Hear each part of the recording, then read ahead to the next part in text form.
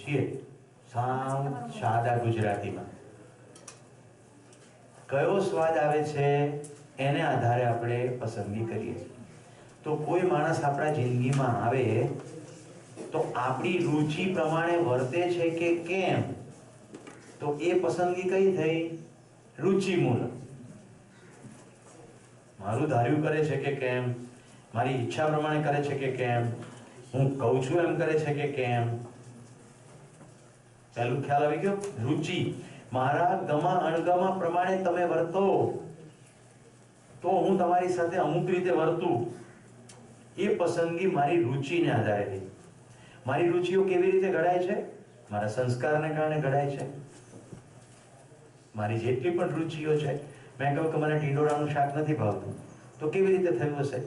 એક દીકરીએ મને કહ્યું કે મને સાપને જોતા કંઈક થઈ જાય છે. એવું કેવી રીતે થાય છે? પહેલી વાર જ્યારે એ ઘટના ઘટી હશે ત્યારે કોઈ એવું કોમ્યુનિકેશન થયું, બરાબર? મને ખૂબ ભૂખ હતી જ નહીં અને મમ્મીએ ટીંડોળાનું શાક પીરસ્યું, મારે નથી ખાવું એટલે મેં ના પાડી. એ વખતે મમ્મી બોલી, સુરેશને ટીંડોળાનું શાક ભાવતું નથી. એ વખતે માતા પિતા, શિક્ષક અને સમાજ જે કહેતું હતું એ બ્રહ્મ વાક્ય હતું, એ સ્વીકૃતિમાં દ્રઢ થઈ ગયું, એટલે હવે ટીંડોળાનું શાક ભાવતું નથી. પોઈન્ટ આવે છે? તો જ્યારે તમે ટીંડોળાના શાકમાંથી પસાર થાઓ ત્યારે તમને ધ્યાન દેવું જોઈએ કે આ રુચિમૂલકતાનો સોર્સ ક્યાં છે. તો ગ્રીપ છૂટી જાય અને પછી ધીમે ધીમે ધીમે ધીમે ધીમે ધીમે તમે એને રુચિમૂલકતામાં લાવી પણ શકો કે યસ હવે ભાવે પણ છે એમ.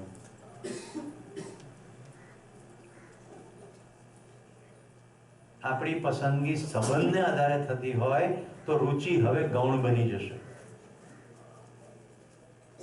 એટલે ધવલ મારો નાનો ભાઈ છે, એને કાળી ટી શર્ટ નહીં પહેરવી જોઈએ, પણ કારણ કે મારો નાનો ભાઈ છે એટલે કાળી ટી શર્ટ પહેરે તો ભલે પહેરે. કાળી ટી શર્ટનો હું ઇસ્યુ ઊભો કરીશ નહીં. આને કહેવાય સંબંધને આધારે પસંદગી. અને અમારે બંને કોઈ જગ્યાએ જવાનું છે, મારી રુચિ તો એ છે કે સફેદ કપડાં પહેરીને આવે, પણ સમય ઓછો છે, જવાનો સમય થઈ ગયો છે. હવે જો હું એને કપડાં બદલવા માટે મોકલું તો જે જગ્યાએ જે સમય પહોંચવાનું છે તે પહોંચી શકીશ નહીં. તો એ થઈ લક્ષ્યમૂલકતા. આજે એવું થયું કે જીવન ક્રિયામાં કાલે જે તમારી સ્થિતિ હતી એને ધ્યાનમાં રાખીને ઉઠીને બેસી ગયો બધા મીડિયાને સરખા કરવા. તો કિરણભાઈ આવીને પૂછી ગયા નાસ્તાનું, તો મેં કીધું આજે નાસ્તો કરવાનો સ્કોપ નથી. મારી પત્નીએ કીધું નાસ્તાનું, મેં કીધું અહીંયા આપી શકાય તો આપો. તો કે પપૈયું સમારી દઉં. મેં કીધું આ ચાલશે, હું હવે ક્યાંય જઈશ નહીં, અહીંયાથી નાસ્તો કરવા બાજુના ઘરે પણ નહીં જાઉં, અહીંયાથી હું સીધો ક્લાસમાં જઈશ. નૈના ભાભી શક્કરપારા લઈ આવ્યા હતા, કિરણભાઈ તરત ને તરત ઢોકળા લઈ આવ્યા અને મેં ફટફટ ફટફટ નાસ્તો કરીને અહીંયા પહોંચી ગયો. ઢોકળા એટલે ઢોકળા. ઉદયભાઈને સુપાચ્ય ખોરાક ખાવાનો હોય છે અને અનુરૂપ કંઈક બનતું હોય ઘરમાં, એમાંથી મારા માટે આવી. તો શેનું આસ્વાદન થયું એમને? એમણે કયા આસ્વાદનપૂર્વક મારા માટે ઢોકળા અને શક્કરપારા લાયા કહેજો.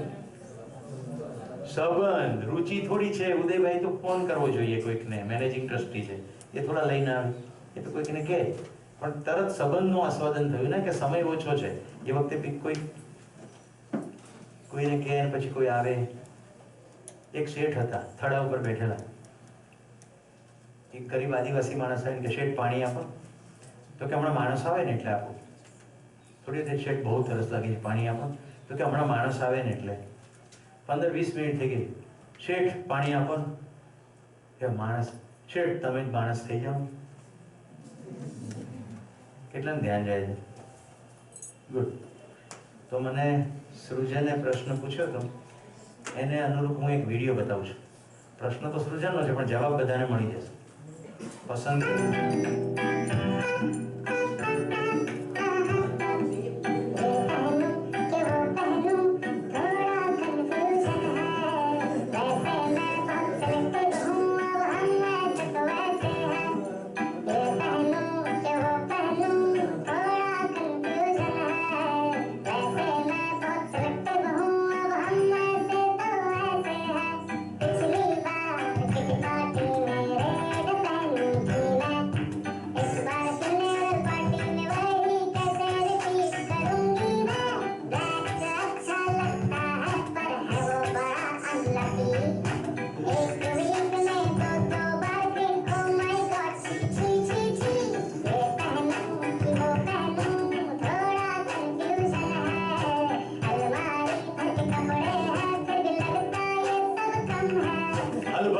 कपड़े हैं लेकिन कम लगते हैं।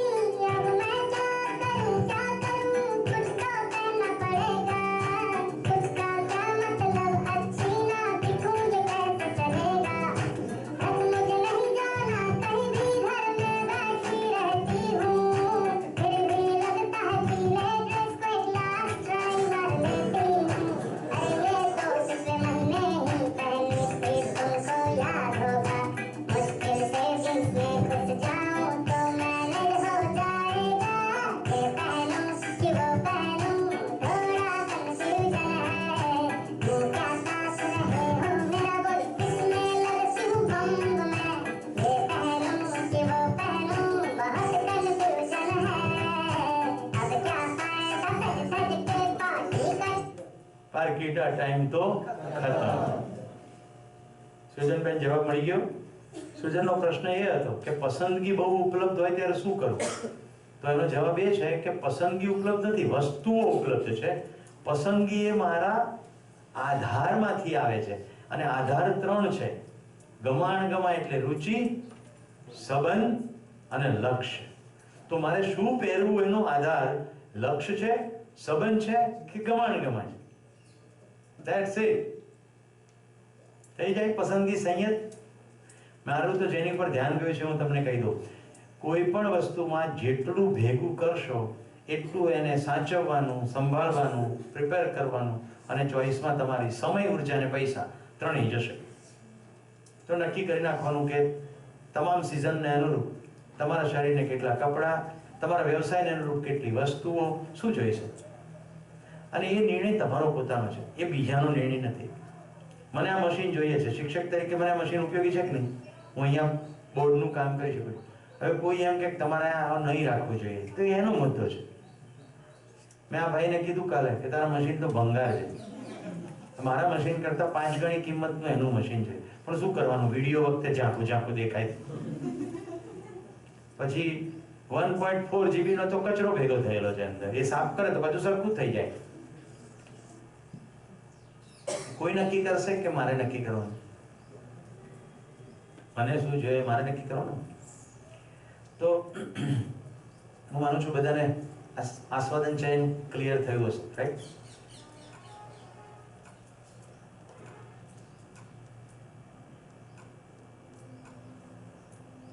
રુચિમૂલક આસ્વાદન,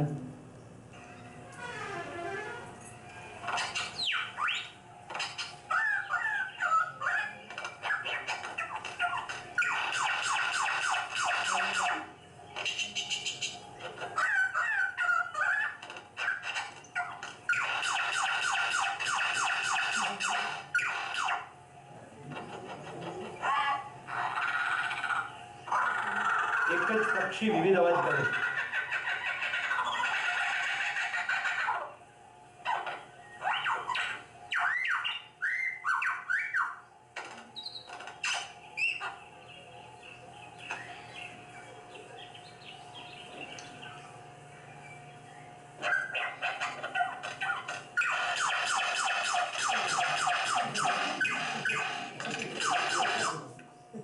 આ દહીડ જેવું એક પક્ષી છે. દહીડ પક્ષી બીજા પક્ષીની કોપી મારે એટલે તમે કન્ફ્યુઝ થઈ જાઓ. બેઠું હોય દહીડ ને લાગે કે કોઈ બીજું પક્ષી બોલી લીધું. ઓકે, આ જ્યારે અવાજો તમે સાંભળો છો, એમાંના કેટલાક અવાજો તમને ગમે, કેટલાક અવાજો ના ગમે, એ છે રુચિનો આધાર. ઓકે, જો તમને એમ થાય કે હું અને પક્ષી બે વ્યવસ્થાનો એક ભાગ છીએ અને અમારી બંને વચ્ચે સંબંધ છે, તો તમારો હવે એ આધાર થયો આસ્વાદનમાં સંબંધ. એ મૌલિકતા છે આ પક્ષીની, એટલે કે મૂલ્ય. અને સમગ્ર અસ્તિત્વની સંપૂર્ણતાના ભાગરૂપે આ વ્યવસ્થા છે. અને જે પણ અવાજ થઈ રહ્યો છે લક્ષ્યના સંદર્ભમાં જ છે. મને ગમે કે ન ગમે, ધેટ્સ અ સેકન્ડરી થિંગ. તો લક્ષ્યનું આસ્વાદન ક્લિયર. કાલે આપણે આસ્વાદન રુચિમૂલક જોયું છે, એટલે વધારે વિડીયો નહીં જોઈએ. લેટ્સ ગો ટુ આસ્વાદન મૂલ્યમૂલક. ઘણા બધા જોયા છે, એમાંથી એક બતાડું ખાલી.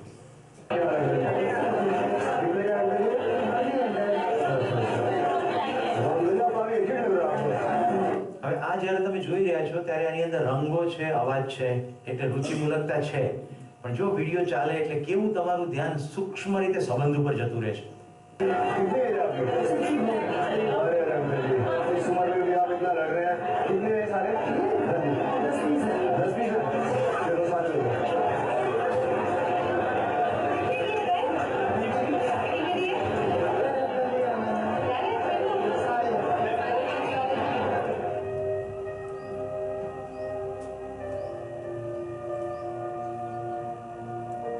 संवाद समझायो? એને બધા ખરીદી લીધા.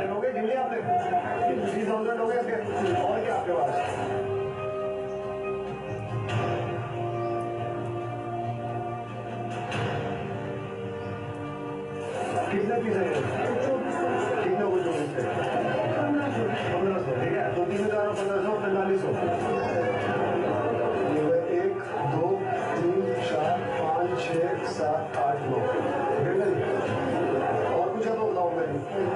तो काफी दूर से आते हैं. 25-30 किलोमीटर. दो एक साइड. कब से कब किस टाइम पर आते हैं? 4 महीने हाँ जी. तो भी ऐसा हुआ है कि एक साथ किसी सब खरीद लिया.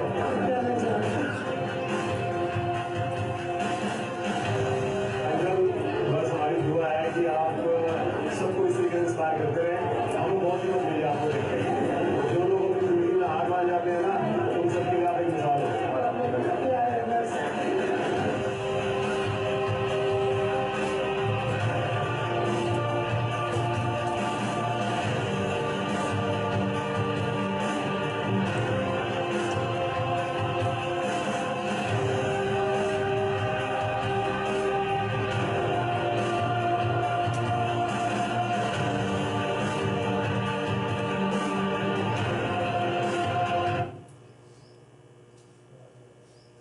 આંખોમાં આંસુ છે. સંબંધનું આસ્વાદન થયું? હા, જો તમને એમ થાય લેવાતા હશે 3500 આટલા બધા કપડા, તો હજી રુચિમાં જ પડ્યા છે. કારણ કે આપણને કન્સિક્વન્સીસ પછી ખબર નથી. લક્ષ્યનું આસ્વાદન.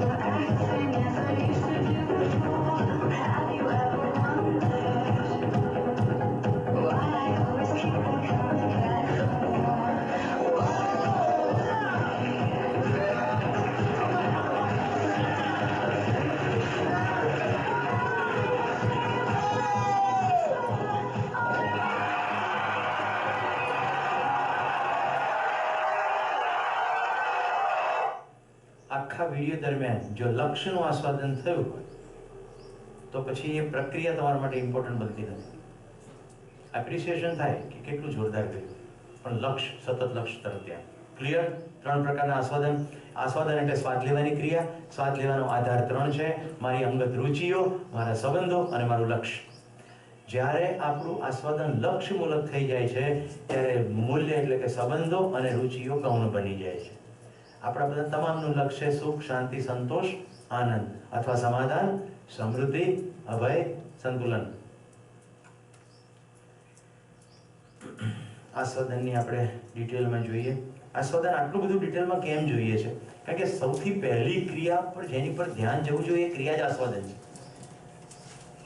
હવે માનવની વ્યાખ્યા કરી દઈએ.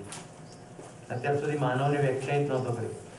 જીવ વિદ્યાની સૌથી વધારે મને ભાષાના વિદ્યાર્થી તરીકે ખૂબસૂરતી એ લાગી છે કે એક પણ શબ્દમાં એમ્બિગ્યુઇટી નથી, કોઈ ડાઉટ નથી, બધા શબ્દો પ્રિસાઇઝ ડિફાઇન કરેલા છે. જો માનવની ડેફિનેશન, मनाकार को साकार करने वाला, मन स्वस्थता का आशावादी चैतन्य एकम यानी मानव. અહીંયા ગુજરાતીમાં લખ્યું છે મનાકારને સાકાર કરવા વાળો. મનમાં જે આવે ને એને સાકાર કરવાની ઈચ્છા, પણ પાછી આશા છે એની ખબર છે, હું જે કરું એ પછી મને શાંતિ તો રહેવી જ જોઈએ. હું ભલે આખી દુનિયામાં ઉત્પાત મચાઈ દઉં. મન સ્વસ્થતા કા આશાવાદી.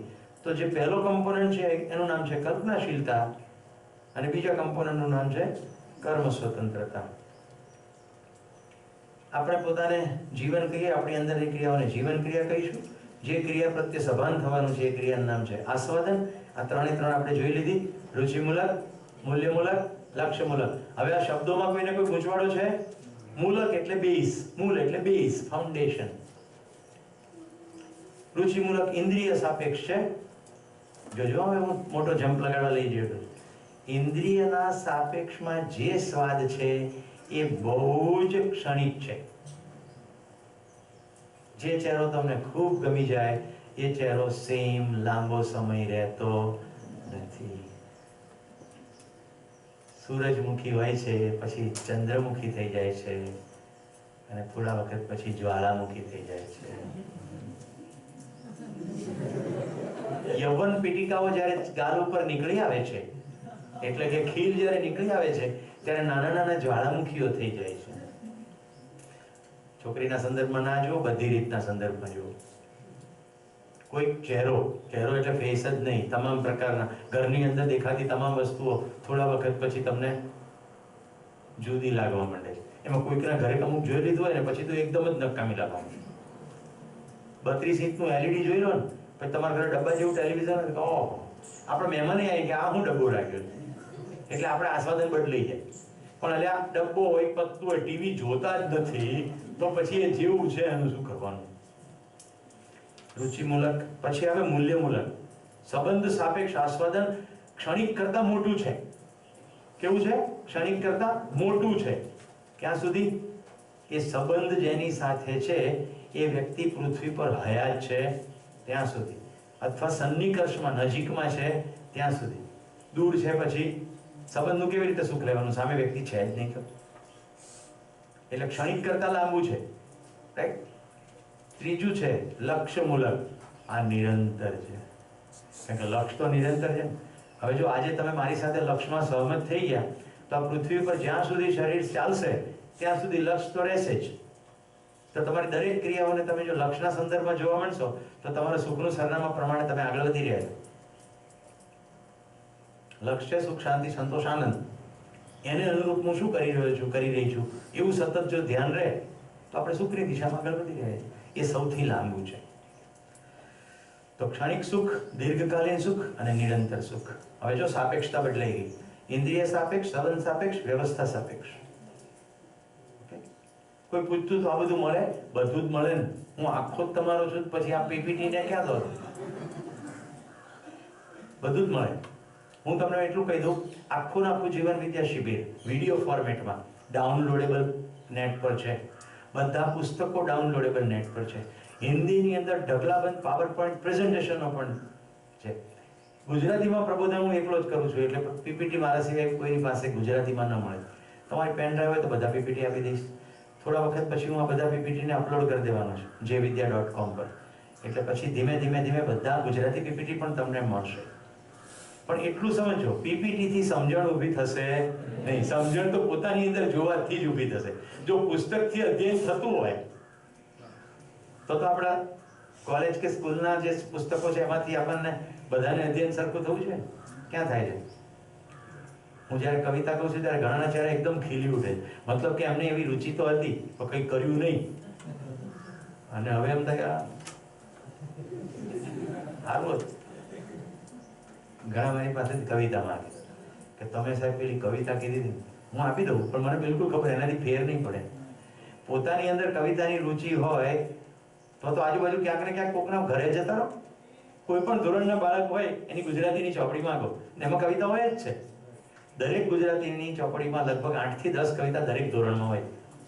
બહુ થઈ ગઈ 8-10 કવિતાઓ કંઠસ્થ કરી લઈએ તો પણ તમારો કવિતાની રુચિ પૂરી કરવી હોય તો, રાઈટ.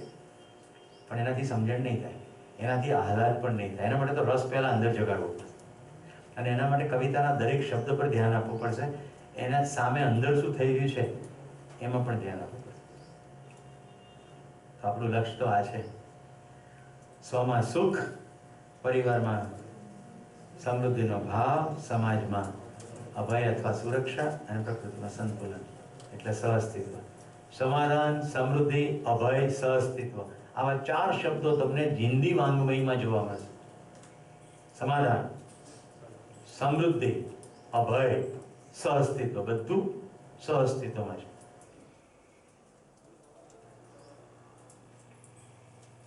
તો માનું છું આસ્વાદન ક્લિયર છે. હવે તુલન વિશ્લેષણમાં જઈએ. તુલન 6 પ્રકારના છે. તો સૌથી પહેલા તુલન સમજીએ.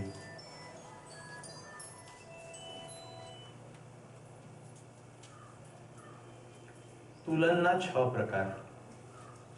6 રીતે આપણે સરખામણી કરીએ છીએ.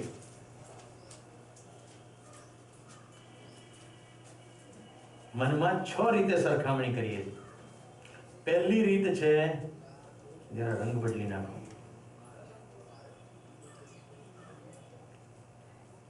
પ્રિય. મને ગમે છે કે નહીં. પહેલું તુલન પ્રિય. પ્રિય એટલે 5 ઇન્દ્રિયોને ગમતું. આંખને ગમે, કાનને ગમે, જીભને ગમે, નાકને ગમે, ચામડીને ગમે. આ બધાને સરખું એક અલગ અલગ હોય. બધાને સરખું એક અલગ અલગ હોય.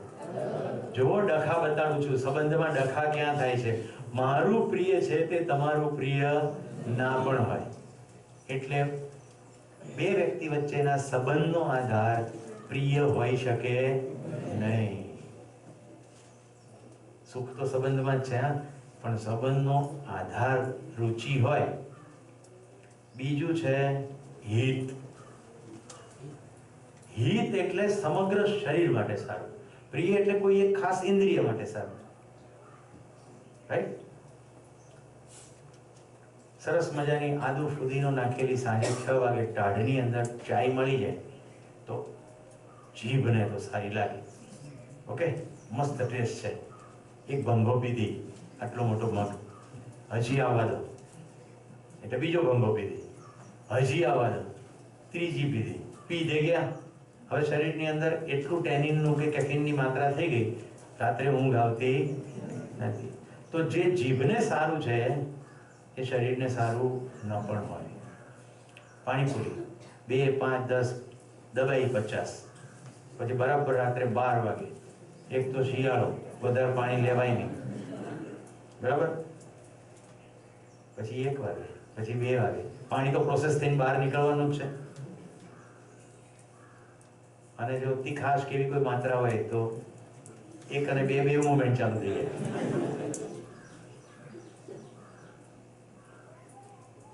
બધાને આટલા સમય સમાન એટલો તો અનુભવ થયો જ હશે કે કેટલું પ્રિય ખાઈ લીધું પછી લોચા થઈ ગયા છે. અફરો, અપચો, ઉલટી, ઝાડા, આવું ક્યારેક ને ક્યારેક તો થયું જ હશે. આ તો બજારની અંદરનો ખોરાક ખાઓ તો કોઈક જગ્યાનો બહુ વખણાતો હોય એટલે રુચિમાં, એટલે પ્રિયમાં સરસ લાગે, પણ શરીર માટે હિતકારક હોય નહીં.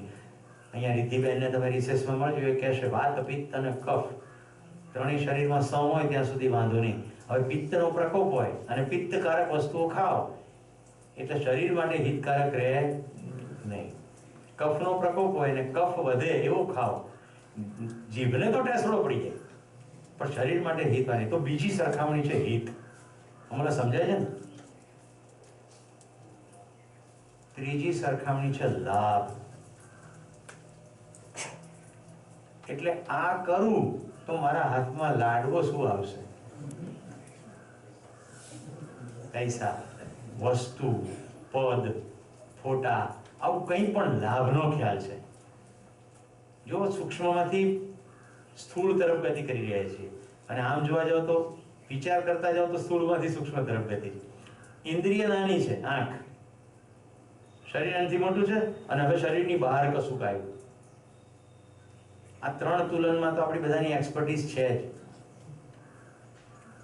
આટલા જે ત્રણ છે ને, આમાં તો આપણે એક્સપર્ટ છીએ.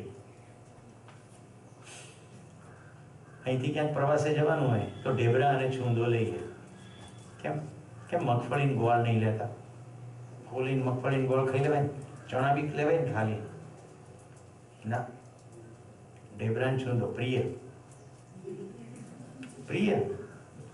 પછી હિત.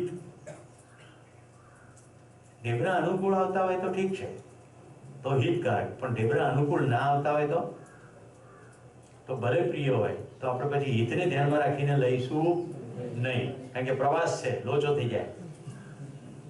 આ ફાલ્ગુની મને એમ કે તમે જો ઢેબરા અને છૂંદો ટ્રેનમાં ખાઈ બતાડો તો જેવા સુરત ઉતરો એટલે હું તમને 1000 રૂપિયા આપીશ. ચાલશે યાર, લઈ લીજે. 1000 રૂપિયા મળવાના છે, એટલે લાભ. કેટલાનું ધ્યાન જાય છે? શરીરને હિતકારક ના હોય પણ દેખાવમાં સારું લાગે એટલે નાયલોનના મોજા ઠઠાડીએ, નાયલોનના કપડા ઠઠાડીએ. હમણાં ઉનાળામાં લગ્ન ગાળો આવશે ને, આમ ગુણ બાંધી હોય ને, ગુણ એવી રીતે આમ શર્ટ બાંધે, પછી એને ટાઈથી પાછું ટાઈટ કરે, હવાની મિજાજ એક અંદર જાય, અને પછી એની ઉપર સૂટ ઠઠાડે. કારણ કે લગ્ન છે ને, સૂટ તો પહેરવો જ પડે ને. આખો પરસેવે રેપ જેપ થાય. પોતાના લગ્નમાં પોતે જ સૌથી વધારે તકલીફમાં હોય. સમજાય છે? પોતાના લગ્નમાં સૌથી વધારે તકલીફ પોતાને. શું ધ્યાન છે? લાભ. આપણે 5માં પૂછાવા જોઈએ, આપણો ગામમાં વટ પડવો જોઈએ. કેટલી અમારે તો બધાને કોર્પોરેટ વાળાને મીટિંગો અને કોન્ફરન્સો હોય, ક્યાંક ને ક્યાંક કોઈ કોન્ફરન્સમાં કોઈ આમંત્રણ આવે જ જાય. તો પહેલા જ્યારે હું કોન્ફરન્સ એટેન્ડ કરવા જતો તો ત્યારે લાભ ઉપર ધ્યાન હોય. શું લાભ ઉપર ધ્યાન હોય? આ મીટિંગમાં જઈશું તો અમુક લોકો સાથે ઓળખાણ થશે. ઓળખાણ થશે તો બિઝનેસમાં, નેટવર્કિંગમાં કામ લાગશે. શું કામ લાગશે ખબર નહીં, પણ એટલી ખબર હોય કામ લાગે. તો નિર્ણય ક્યાંથી થાય ખબર છે? આ નેટવર્ક કામ લાગશે. હવે બિલકુલ ધ્યાન જતું રહ્યું. હવે પછીના જે તુલન છે, ન્યાય. અમારે હમણાં એક લગ્નમાં જવાનું હતું. એમની સાથે અમારો બહુ લાંબો સંબંધ. બરાબર. મેં મારા પત્નીને પૂછ્યું, મેં કીધું એમણે કહ્યું છે પ્રમાણે 2:45 વાગે પહોંચવું જોઈએ. મારી પત્ની તરત સહમત થઈ ગઈ, પણ મેં એના ચહેરા ઉપર જોયું અને આમ જનરલ લાગ્યું કે થાકેલી છે. મેં કીધું તારી ઈચ્છા એમ કરીએ, ના જવું હોય તો ના જઈએ, અત્યારે પછી જ જઈએ. તો વધારે સારું. એટલે પછી અમે સાંજે લગ્નમાં ગયા. વર ઘોડામાં ના ગયા, વર રાજામાં ગયા. શેનું આસ્વાદન થયું? રુચિ, ઘોડો. ન્યાય. ન્યાય એટલે ઉભય તૃપ્તિ. જેની સાથે હવે વહીવટ થાય છે. જો લાડવા સુધી તો હું એકલો જ હતો. આંખોને ગમે, શરીરને ગમે, હાથમાં કંઈક માલ આવે ત્યાં સુધી હું એકલો છું. હવે તુલનમાં હજી આગળ વધુ છું. હવે કોઈ બીજો માણસ આવ્યો. ઉભય તૃપ્તિ. ઉભય એટલે બેઉ પક્ષે. થોડું ત્રાસુ લખાય છે, ચાલશે? કારણ કે હું અહીંયા આમ ખસું તો સરસ પણ લખી શકું, જેથી તૃપ્તિ બેનને સારું લાગે. બેઉ પક્ષે તૃપ્તિ અથવા ઉભય તૃપ્તિ. બેઉ પક્ષે એટલે 1+1 નહીં, 1 અને અસંખ્ય. હું જેની સાથે સંકળાયેલો છું. ન્યાય એટલે ઉભય પક્ષે તૃપ્તિ. તો હું નિર્ણય લેતા પહેલા મારી અંદર તુલના એટલે સરખામણી કરું કે આ કરવાથી જેની સાથે હું સંકળાયેલો છું બે પક્ષે તૃપ્તિ છે કે ખાલી મારી એકલાને તૃપ્તિ છે. ઓકે, મને મોજ પડે છે પણ સામેવાળાને મોજ પડે છે કે પછી સામેવાળાને દુઃખ થાય છે, સામેવાળાને પીડા થાય છે, સામેવાળાને તકલીફ થાય છે. ન્યાયની અંદરથી વર્તનાર માણસ સામેવાળાના દુઃખે પોતે સુખી થવાની ચેષ્ટા કરશે નહીં. એક ઇન્દ્રિયજન્ય હોય મજા કે લક્ષ્યજન્ય સુખ હોય ન્યાય. પછી આવે ધર્મ. હવે ધર્મ તો વ્યાખ્યાયિત કર્યો નથી હજી. નહીં ફાલ્ગુની બેન, હવે લો શું થશે તો આપણે ધર્મને વ્યાખ્યાયિત કરશું.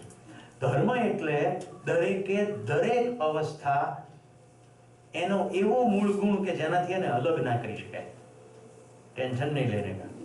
पहली कुर्सी पे बैठने पर शिक्षक की छाती पे सगड़ी नहीं जलाने का. धर्म એટલે जिसका जिससे विलगीकरण नहीं हो सकता वह है उसका धर्म. ફરી ગુજરાતીમાં બોલું, જેને જેનાથી અલગ ન કરી શકાય તે છે તેનો ધર્મ.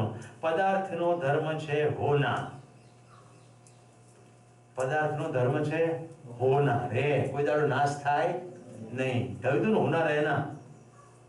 પ્રાણ અવસ્થાનો ધર્મ છે પુષ્ટિ.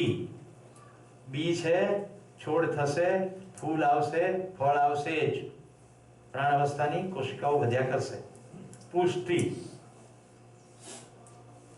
જીવ અવસ્થાનો ધર્મ છે જીને કી આશા. આહાર, નિદ્રા, ભય, મૈથુન, ચારે ચાર પ્રવૃત્તિ શરીર સમાપ્ત ના થઈ જાય એના અર્થમાં જ છે જીને કી આશા. જો સવાલ પૂછવા જઈ રહ્યો છું. પદાર્થનો ધર્મ છે રહેવું. વનસ્પતિનો ધર્મ છે વધવું. જીવનો ધર્મ છે જીવવાની આશા. માનવનો ધર્મ જેને એનાથી અલગ ના કરી શકાય. Yes, hemi. માનવતા એ તો પછી એમાં શબ્દ માનવ આવી જ ગયો ને પાછો. માનવનો ધર્મ. થોડા નજીક આવી ગયા જવાબથી. સમજવા માટેનો સંતોષ. કલ્પનાશીલતા ના, એ ધર્મ નથી. કારણ કે પ્રાણી પણ કલ્પના કરીને બપોરે આપ્યું હોય તો સાંજે ખાડો ખોદીને કાઢે છે. એટલે કલ્પનાશીલતા તો પ્રાણીમાં પણ છે. વાહ ધવલ વાહ, તાલિયા હો જાય. જો પ્રસ્તાવ, તમારી પ્રત્યેક ચેષ્ટા માત્ર ને માત્ર સુખી થવા માટે જ થઈ રહી છે. તમે મોઢું ખોલો છો તોય સુખી થવા, બંધ કરો છો તોય સુખી થવા, બોલો છો તોય સુખી થવા, દોડો છો તોય સુખી થવા, કૂદકા મારો છો તોય સુખી થવા, આકાશમાંથી કૂદકો મારો છો તોય સુખી થવા. સુખી થાવ છો કે નથી થતા એ તો તમારી માન્યતા ઉપર છે. કારણ કે જો શરીર સમજીને પ્રયત્ન કર્યો તો સુવિધાઓ ભેગી થઈ જશે પણ સુખ મળશે નહીં. પણ પ્રયત્ન તો સુખી થવાનો કરીએ છે. ક્લિયર?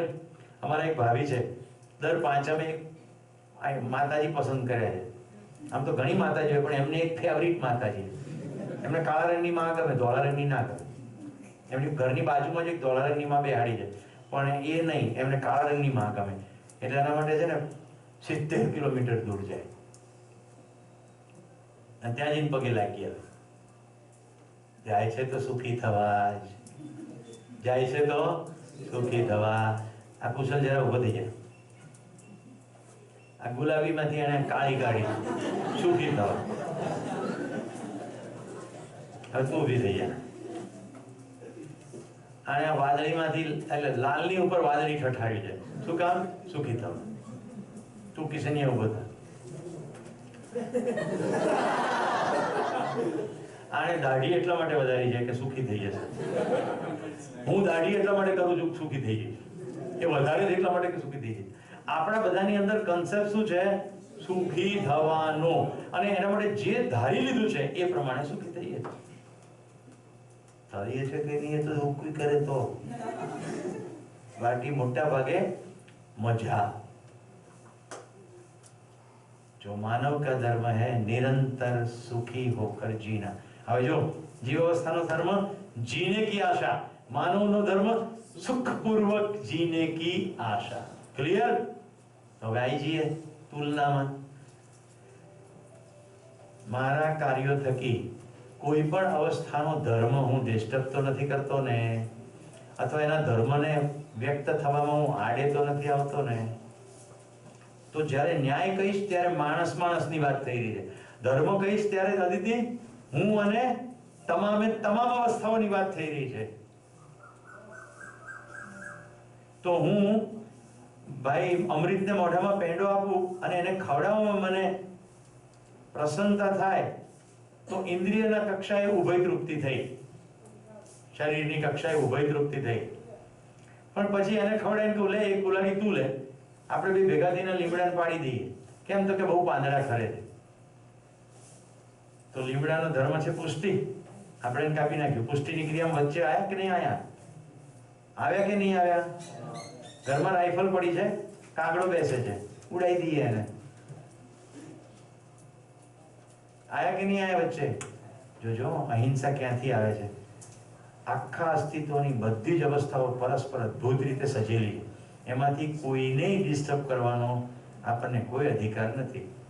આવું નિરંતર ભાન રહે તો તુલનમાં ધર્મ છે એવું કહેવાય. અને હવે ત્રીજું, સત્ય. સત્ય સત્ય સમજવાનું છે, રાઈટ? સત્ય બોની ટેસડો પડશે હવે નહીં. સત્ય, સત એટલે છે, સત્ય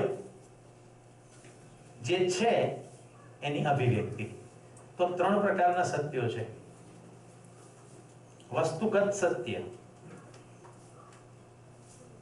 વસ્તુગત સત્ય, વસ્તુ સ્થિતિ સત્ય. મંડ્યા લખવા, 3 માંથી એકેયમાં વાંધો નહીં પડે. ગમે એટલું લખી લો ને, લખો વાંધો નહીં. વસ્તુ સ્થિતિ સત્ય અને ત્રીજું સ્થિતિ સત્ય. અલ્યા એકમાં વસ્તુ ને એકમાં સ્થિતિ લીધી, બે ભેગા કરી દીધી. તો સાવ સાદું ઉદાહરણ કહી દઉં. આ વાળ છે ને, એમિનો એસિડની ચેન છે અથવા પ્રોટીન છે વાળ. આ છે વસ્તુગત સત્ય. ગરમી જેવી અડાડશો ને એટલે વાળ ગૂંચવાળા થઈ જશે, એટલે પડી જશે. વસ્તુગત સત્ય, વસ્તુગત સત્ય. ક્લિયર? Local, very local. આ વાળ મારા હજામ મારા કાપી નીચે નાખે ને એટલે એ કચરા ટોકરીમાં જાય. વસ્તુ સ્થિતિ સત્ય, એ જે જગ્યાએ પડ્યું છે એને અનુરૂપ. તિરુપતિ બાલાજીમાં વાળ કપાવ ને બધા તાળીઓ પાડે. કેમ? બલિદાન. ત્યાં કોઈ કચરો કહેતું નથી. એ વસ્તુનું એ જગ્યાએ સ્થિત થવાને કારણે સત્ય. આના વાળ ભેગા થઈને એમિનો એસિડની ફેક્ટરીમાં જાય વિટામિનની કેપ્સ્યુલો બનાવવા માટે, તો ત્યાં કાચો માલ થઈ ગયો, રો મટીરિયલ. એ આ વાળ અહીંયા પડ્યા હોય તો કચરો, બીજી જગ્યાએ પડ્યા હોય તો બલિદાન, ત્રીજી જગ્યાએ પડ્યા હોય તો રો મટીરિયલ. વાળ તો વાળ જ છે. તો વસ્તુનું પોતાનું વસ્તુગત સત્ય, એ વસ્તુ જ્યાં પડી છે વસ્તુ સ્થિતિ સત્ય, અને ત્રીજું સ્થિતિ સત્ય જે હજી આપણે જોયું નથી. આખું અસ્તિત્વ જેવી રીતે સજ્યું છે, જેની અંદર વાળને અહીંથી ત્યાં લઈ જઈએ છે તો પછી આપણી ઈચ્છાઓ છે, પણ બધું સજેલું છે. એ સજાવટનું નામ છે સ્થિતિ સત્ય, જે આપણે કદાચ આવતીકાલે સવારે જોઈશું. પણ અત્યારે તમે બે સમજી લો, વસ્તુનું લોકલ સત્ય અને વસ્તુને ખસેડ્યા પછીનું સત્ય. એટલો તો ખ્યાલ આવી ગયો. આ જે મશીન છે એ તમને બતાવવા માટેનું અહીંયા બ્લેકબોર્ડ છે. અહીંયા હું લખું ત્યાં દેખાય છે ને, અહીંયા લખું, આ પણ બ્લેકબોર્ડ છે અને આ પણ બ્લેકબોર્ડ છે. વસ્તુગત સત્યમાં શું છે? આ એક પોલિએસ્ટરનો પડદો છે અને આ એક ઇલેક્ટ્રોનિક ડિવાઇસ છે જેને કોમ્પ્યુટર કહીએ છીએ. સમજાય? હવે આ બ્લેકબોર્ડને બદલે હું આને જરા જુદી રીતે ઉપયોગ કરું.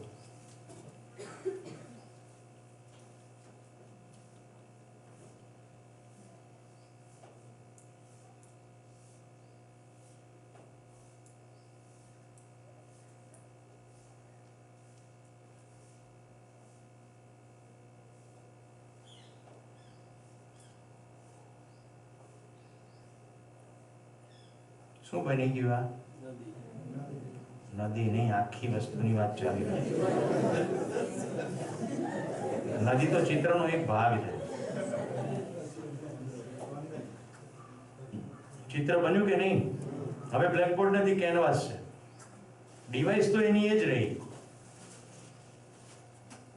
જે પેલી ફિલ્મ હતી 3 ઇડિયટ, એની અંદર પંપ તો પંપ જ છે, પણ એ વખતે એને ડિલિવરી કરાવવા માટેનું એક સાધન તરીકે લેવામાં આવ્યું. સોય છે મારા ઘરમાં, જેનાથી હું મારો ફાટી ગયેલો જબ્બો સાંધી શકું. સોયનું સત્ય વસ્તુગત સત્ય છે, અણીદાર ધારદાર પેટલ. પણ મારા પગમાં કાંટો ઘૂસી ગયો છે અને હવે કાંટો કાઢવા વાપરું તો હજી એ ધારદાર અણીદાર સાધન જ છે, પણ હવે સર્જિકલ ઇન્સ્ટ્રુમેન્ટ જેવું થઈ ગયું.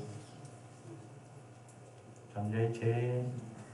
એક વિમાનની અંદર એક નાનકડું બાળક પેલી લોજેન આપણે ચગળવાની ગોળીઓ હોય છે ને, એ કરતા કરતા મિસ્ટેક થઈ ગઈ તો શ્વાસ નળી ઉપર ફિટ થઈ ગઈ, ચોકઅપ થવા માંડ્યું. ડૉક્ટર ફોર્ચ્યુનેટલી પ્લેનમાં જ હતા અને એણે કોશિશ કરી જે બેઝિક થતી હોય, પછી તરત જ એણે નાનકડું પેન કે જેવી કોઈ વસ્તુની મદદથી અહીંયા કામ કરી દીધું. ડૉક્ટરને એક્ઝેક્ટ ખબર હતી કે આ શ્વાસ ચોકઅપ થઈને મરી જશે. તો એ વખતે પેન નથી, બટ એ વખતે પેન સર્જિકલ ઇન્સ્ટ્રુમેન્ટ છે. આ પ્રસંગમાંથી ખ્યાલ આવે છે હું જે કહેવા જઈ રહ્યો છું. પેનનું વસ્તુગત સત્ય તો લખવાનું જ છે, પણ એ વખતે એનો ઉપયોગ જરા જુદી રીતે થયો. હવે આપણે મોટી છલાંગ મારીએ. આ શરીર વસ્તુગત સત્ય રૂપે તો પ્રાણ કોશિકાનો સમૂહ જ છે, પણ લક્ષ્ય પ્રાપ્તિના અર્થમાં જો આનો ઉપયોગ થાય,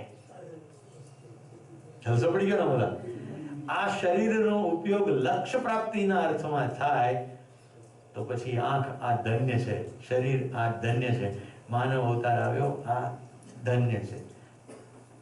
नहीं तो सुबह खाओ, दोपहर खाओ, शाम को खाओ और अल्टीमेटली टट्टी बनने का मशीन बना के रहो. टट्टी बनाने का मशीन, टट्टी मेकिंग मशीन. सुबह में टट्टी करने के लिए 3 बार खाना पड़ेगा, नहीं तो टट्टी नहीं कर पाओगे. ના ગમે પણ જે છે તો કેવું તો પડે કે નહીં, ઘણું ના ગમે. ધ્યાન જાય છે.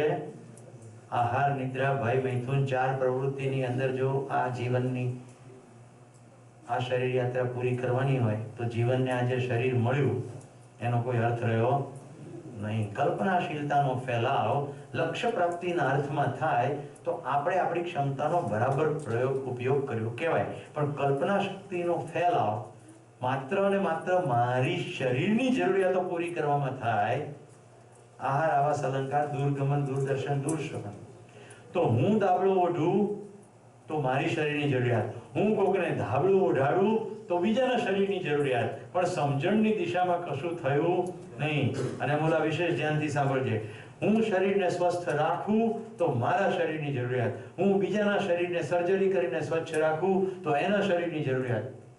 એનાથી સમજણની દિશામાં કશું થતું નથી. તો એક ડૉક્ટરે પેશન્ટ આવે છે એને ઓપોર્ચ્યુનિટી તરીકે જો જોવે તો પ્રત્યેક ડૉક્ટર અને પ્રત્યેક પેશન્ટ વચ્ચેનો સંવાદ સંપૂર્ણતાના અર્થમાં થાય તો સમજણનો એક બિંદુ લઈને પેશન્ટ ઘરે જાય તો પ્રત્યેક સંવાદ લક્ષ્યની દિશામાં લઈ જતી એક તક છે. જો હવે માનવ વચ્ચેનો વ્યવહાર કેવો થશે, હવે સંવાદ સમજાશે. સંપૂર્ણતાના અર્થમાં વાત. તો બસની અંદર બેઠા તો બસની અંદર પણ સ્વયં સિદ્ધા પ્રોજેક્ટ ચાલુ થઈ જશે.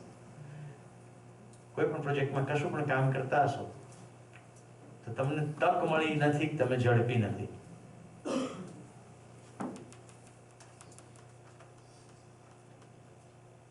પછી કોઈકના ઘરે જમવા જશો તો પણ સંવાદ, હોટલમાં જશો તો પણ સંવાદ. અમે લોકો હોટલમાં જમવા જઈએ ને તો બધા જમી લે પછી બધી હું પ્લેટો ભેગી કરવા માંડું. મારા ઘરના તમામ લોકો મને ટોકે પણ હું જડ છું એટલે એ પ્રમાણે જ કરું. મારી અંદર એકદમ સ્પષ્ટતા છે કે વેઇટરને શ્રમ થાય કે નહીં, એના શ્રમમાં થોડા સહયોગી થઈ જઈએ, બધી પ્લેટો ભેગી કરી દઈએ, દાન કરીને લઈ જાય. સેકન્ડ થિંગ, એને થોડો સન્માનનો ભાવ થશે, રાઈટ, કે મારો શ્રમ ઓછો કરવાનો કોઈએ સભાન પ્રયત્ન કર્યો. મારી હોટલમાં 4 દિવસ રોકાવાનું થયું. તે વેઇટર જે પીરસે ને એટલું જોરદાર પ્રેમથી પીરસે ને આમ ડિસ્ટિંક્ટ ખબર પડે, કારણ કે મારે ખૂબ પ્રવાસ કરવાનો થાય ને ખૂબ હોટલમાં રહેવાનું થાય. તો હવે એક જ હોટલમાં 4 દિવસ રહેવાનું, એટલે પહેલે જ દિવસે મને ખબર પડી ગઈ આ વેઇટર જોરદાર છે. તો બીજે દિવસે મેં એને કીધું યાર તું મારી જોડે જમવા બેસ. કે સાહેબ કેવી વાત કરો, વેઇટર થોડો જમવા બેસે. પણ મેં ગાંઠ વાળી હવે તેની જોડે જમાડવો જ છે. એટલે બીજો દિવસ તો પતી ગયો. મારે શું પ્રોગ્રામનો સેમિનારનો ટાઈમ આવો જોઈએ 9 to 5, 9 to 6. એટલે મોર્નિંગ બ્રેકફાસ્ટ લેવા વખતે મને વેઇટર મળે, લંચ હું બધાની સાથે લેતો હોઉં અને ડિનરમાં પાછો હું એકલો, પાર્ટિસિપન્ટ બધા પોતાના ઘરે ગયા હોય. એટલે મને આઈડિયા સૂચી આવ્યો. મેં એને ત્રીજા દિવસે શું કર્યું, એના મેનેજરને કીધું કે આનો કેટલો ડેઈલી પગાર છે, તો કે આટલો રૂપિયા. મેં કીધું એટલો પગાર હું આપી દઈશ, બરાબર, એને છુટ્ટી આપી દો. કારણ કે એ એવું કહે છે કે વેઇટર તરીકે હું તમારી જોડે જમવા ના બેસી શકું. તો તો છુટ્ટી આપી દો એટલે કપડાં બદલી નાખીએ. મારે એને મારી સાથે જમાડવું, ધેટ્સ ઇટ. તમને કોઈ પ્રોબ્લેમ છે? કે પ્રોબ્લેમ નથી, પણ અમારે જાણવું છે કે તમારે એમ કેમ તમારી સાથે જમાડવું. એટલું બધું ભાવથી પ્રેમથી એ પીરસે છે. વેટરો તો મેં ઘણે જોયા, પણ આ માણસની પ્રસન્નતા અને પીરસવાની શૈલી ને મને જમાડવાનો જે ભાવ છે મારા સુધી પહોંચે છે. તો મારે આમ કરવું છે. એ મેનેજર મને કહે, સાહેબ જેમ વેઇટર આવા રેર હોય એમ કસ્ટમર આવા રેર હોય. તમે જો એનો 200-300 પગાર આપી શકતા હો તો અમે એટલા મૂર્ખ તો નથી જ. તમારે કંઈ પૈસા આપવાની જરૂર નથી, આજે એ તમારી સાથે જમશે. તો હું જ્યારે જમવા બેઠો સાંજે, તો વેઇટર સંપૂર્ણ નવા વસ્ત્રોમાં હતો, એકદમ ઇસ્ત્રીબંધ, રાઈટ. અને જ્યારે મારી સામે બેઠો જમવા, ત્યારે આંખમાં પાણી આવ્યા.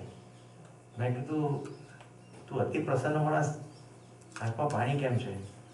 तो कि साहब क्या बताऊं, आपने क्या कहा वो तो मुझे नहीं मालूम, लेकिन आज सेठ का फोन था और सेठ ने कहा मैनेजर साहब को कि आज केशव को छुट्टी दे दो।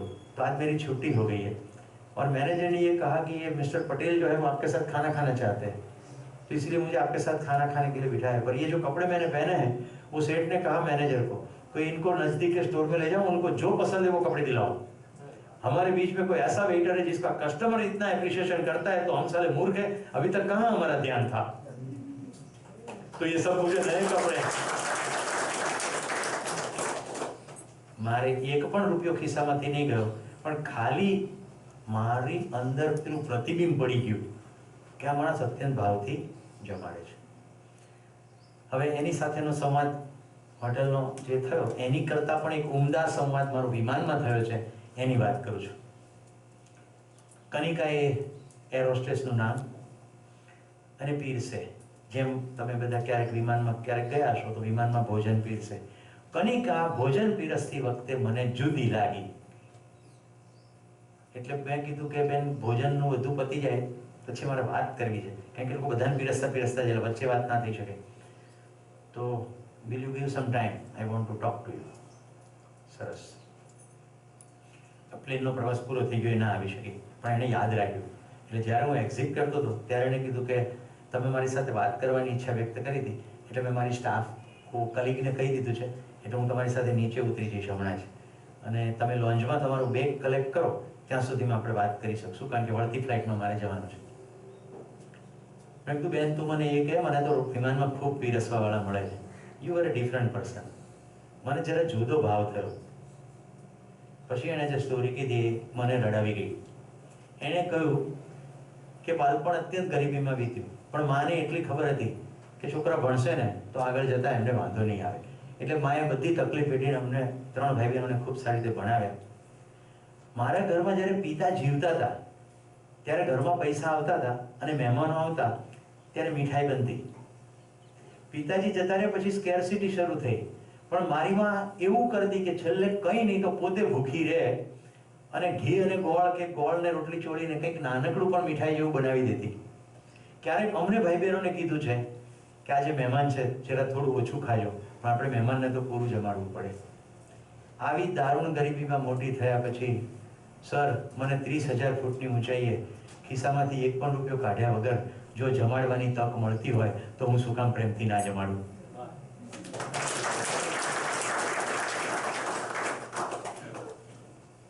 કેટલાને ભાવ સ્પર્શે છે અંદર, ગુડ। મને હંમેશ માટે કનિકા યાદ રહી જાય ને।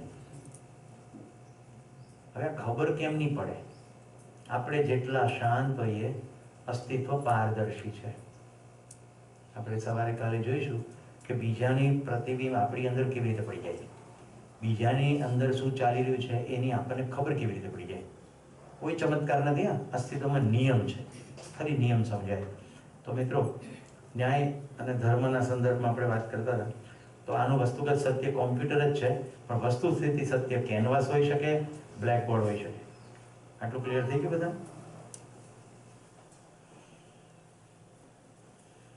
તો હવે આપણે પ્રિય હિત અને લાભના ઉદાહરણો જોઈને સ્પષ્ટ કરીએ। તો કોઈનો પણ બર્થડે થતો હોય, આ પ્રિય છે ને, જરા જોઈએ હિતકારક છે કે નહીં। બધા બધું છાંટતા હોય છે આવું, રાઈટ? તો કેક પણ આવતી હોય છે. એ જે અંદર ફટાકડા તો શિફ્ટ થયે જોયું, જે તમને ઝાટકો લાગ્યો એ થયું તુલન હિતનું.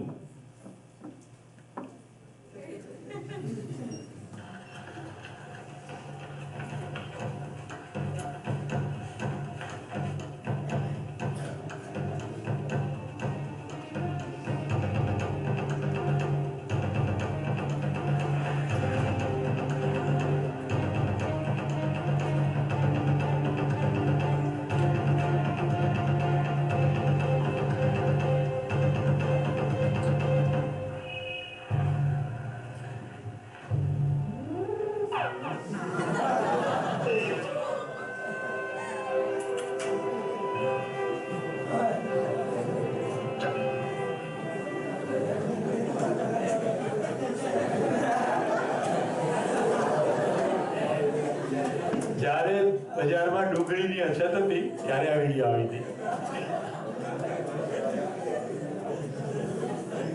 જોયું લાયાની.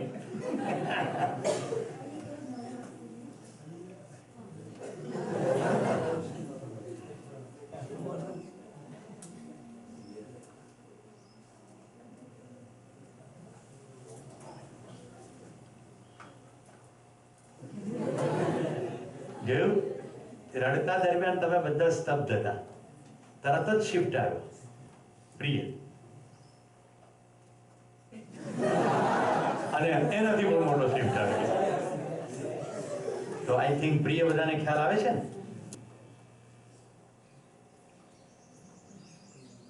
તુલન પ્રસ્તાવ છે કે આનો પાલક છે કૂતરાનો, એ એના જેવો દેખાય છે.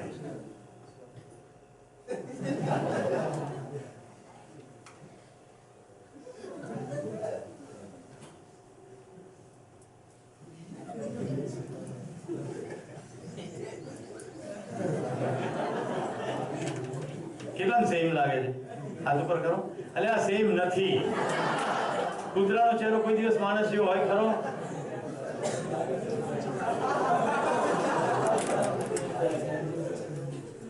હવે આ બાજુ હું તમને 200 ચિત્ર બતાડું ને તો તમે ઘરે જઈને પાછા શેરીમાંથી પહેલું કૂતરો હશે તો આપણા પશાભાઈ જેવો દેખાય.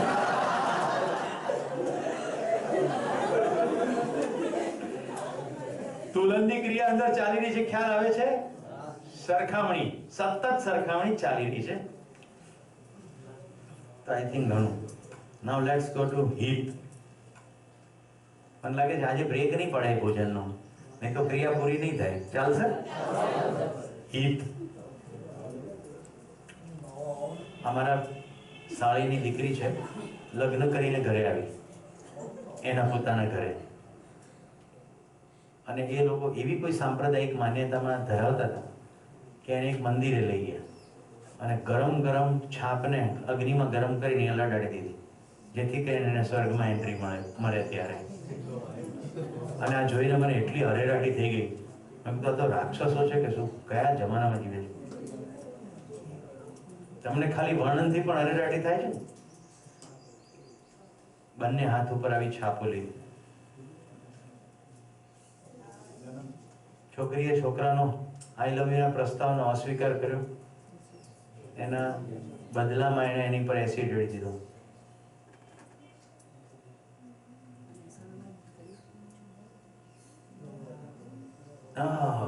એ જે થાય છે બધા હિતના છે. ઓકે, શરીરના સંદર્ભમાં હિત.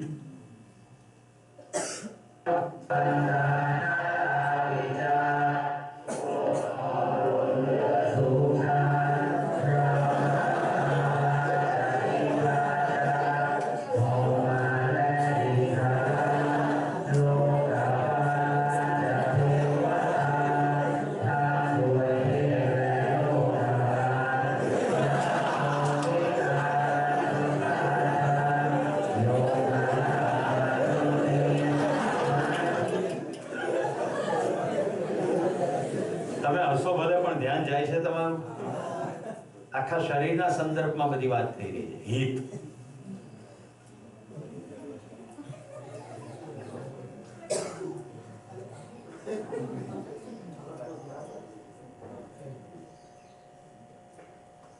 અકસ્માતમાં હિત અને જે સાધનો બતાડવામાં આવે છે એ બધા ડેમેજ થઈ જાય એ અર્થમાં લાભ પણ.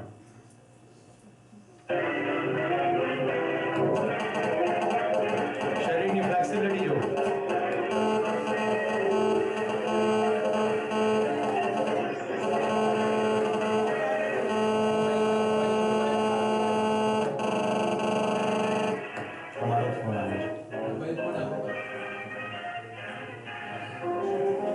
फोन જ આવતો હતો ત્યાં જ ફોન આવે છે. અરે પેલો ઊંધો પડેલો ફોન આવે છે ભાઈ.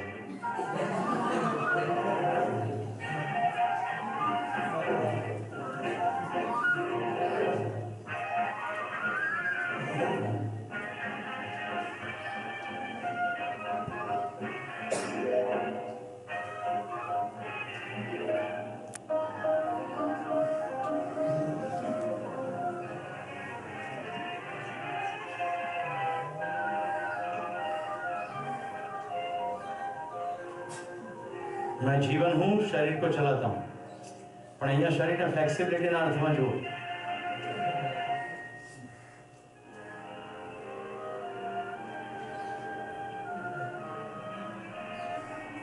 ultimate flexibility and control.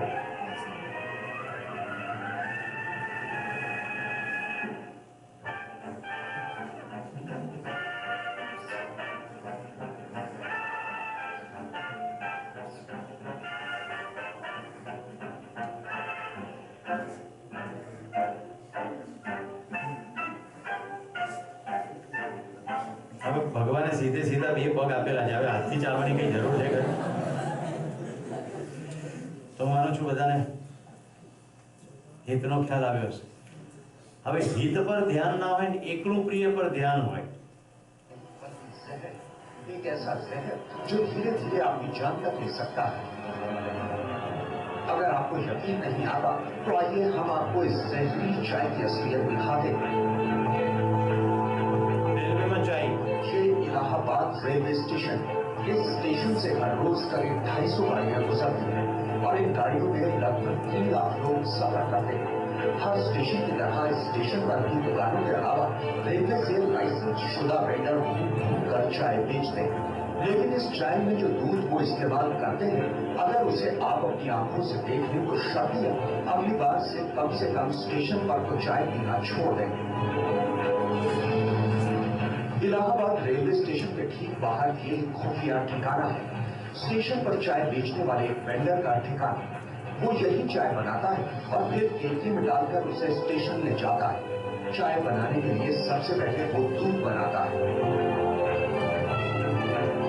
ये है दूध बनाने की दवा. एक छोटी सी शीशी में बंद सुपर वाइट पोस्टर का एक बाल्टी पानी में एक शीशी सफेद पेंट डालकर वो उसे अच्छी तरह से घोलता है.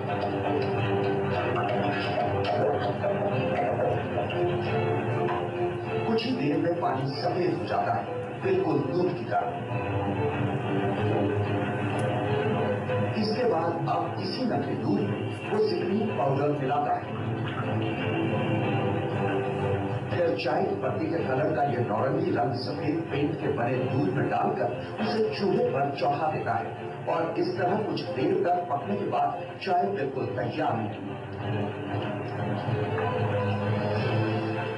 चाय बनाने के बाद उसे केतली में भरकर ये फौरन स्टेशन की तरफ निकल पड़ता है.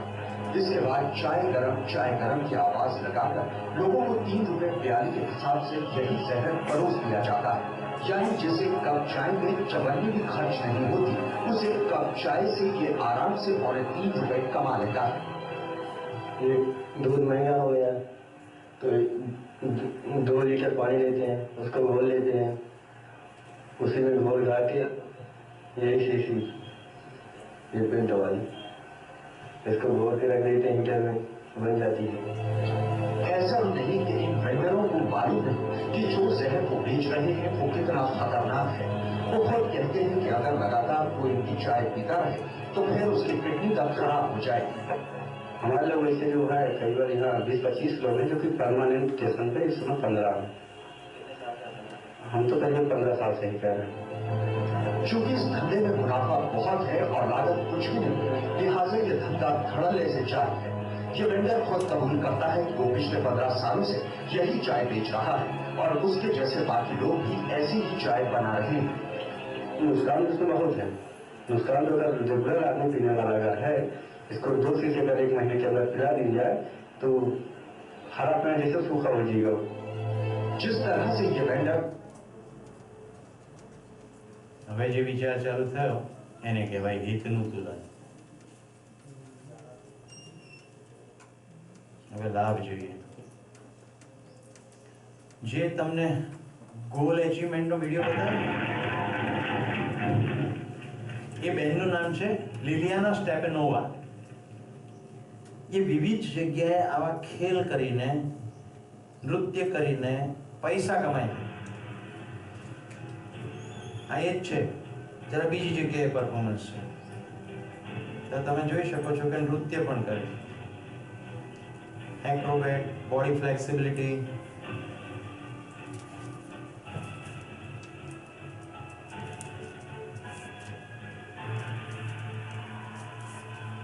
તમે સમજી શકશો કે લક્ષ્ય વેધ કરવા માટે કંઈ આવું કંઈ કરવાની આવશ્યકતા છે નહીં. તો આ આખી પ્રવૃત્તિ લાભ માટે થઈ રહી છે. Is that clear? ગુડ.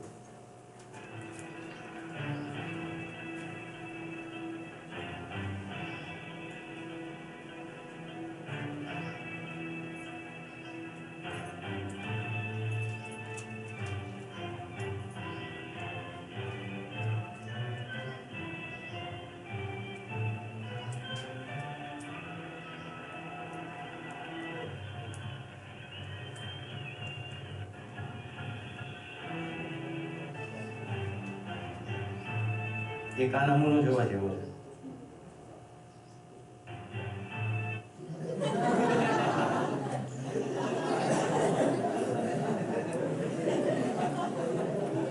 મેં કાલે તમને વાત કરી હતી ને, કુદરતે જે ઊંચાઈ આપી છે એ ઊંચાઈ પૂરતી નથી લાગતી.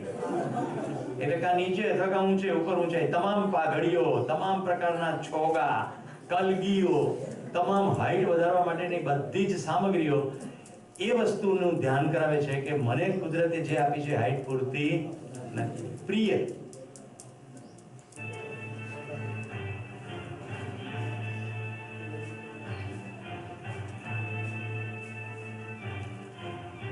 હવે જો લક્ષ્ય જ વેધવાનું હોય તો આટલું બધું વાંકું ચૂકું થઈને શું કરવા તીર ચલાવવું પડે? સીધે સીધું ના કરી નાખાય. But no, this is an entertainment program જેની અંદર લાભ ઉપર લક્ષ્ય છે. ઓકે, કોઈ કોચિંગનું લક્ષ્ય નથી કે બીજાને લક્ષ્ય વેધ શીખવવાની પણ વાત નથી. એન્ટરટેનમેન્ટ છે.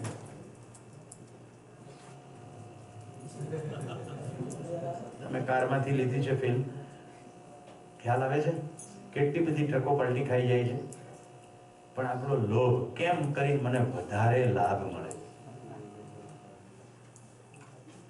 હવે જે મિત્રો 3 તુલન છે, ન્યાય, ધર્મ અને સત્ય, એ સંજ્ઞાનશીલતાનો પ્રકાશ છે. સંજ્ઞાનશીલતા એટલે જાણવું, સમજવું, જીવવું. એને ઉદાહરણથી બતાવવું અતિશય મુશ્કેલ છે, કારણ કે જે સમજણની વાત છે એ ક્રિયામાં નથી આવતી. હું જે કરું, જેમ કે આમ તાળી પાડું તો કંઈ સમજણ છે એવી ના ખબર પડે. ઓકે, તો મારી હવે પછીની જે ચેષ્ટા છે તમારે અત્યંત સૂક્ષ્મતાથી હું બોલું એની પર ધ્યાન રાખવું પડશે, નહીં તો સમજાશે નહીં. તો ન્યાય એટલે મેં શું કીધું? પરસ્પરતામાં તૃપ્તિ. જેની સાથે, જે માનવ બંધુઓ સાથે કાર્ય કરીએ એ પક્ષે અને આપણા પક્ષે તૃપ્તિ થાય તો ન્યાય.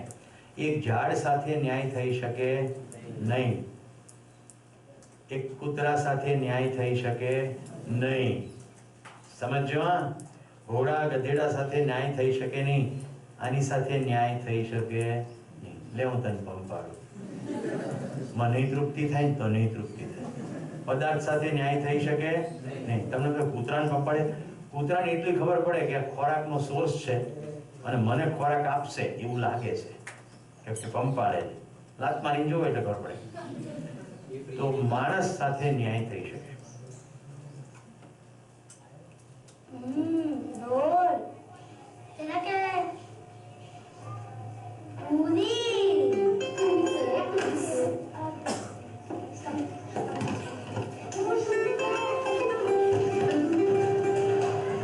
Pizza. It's okay. I was hungry, okay? Empty.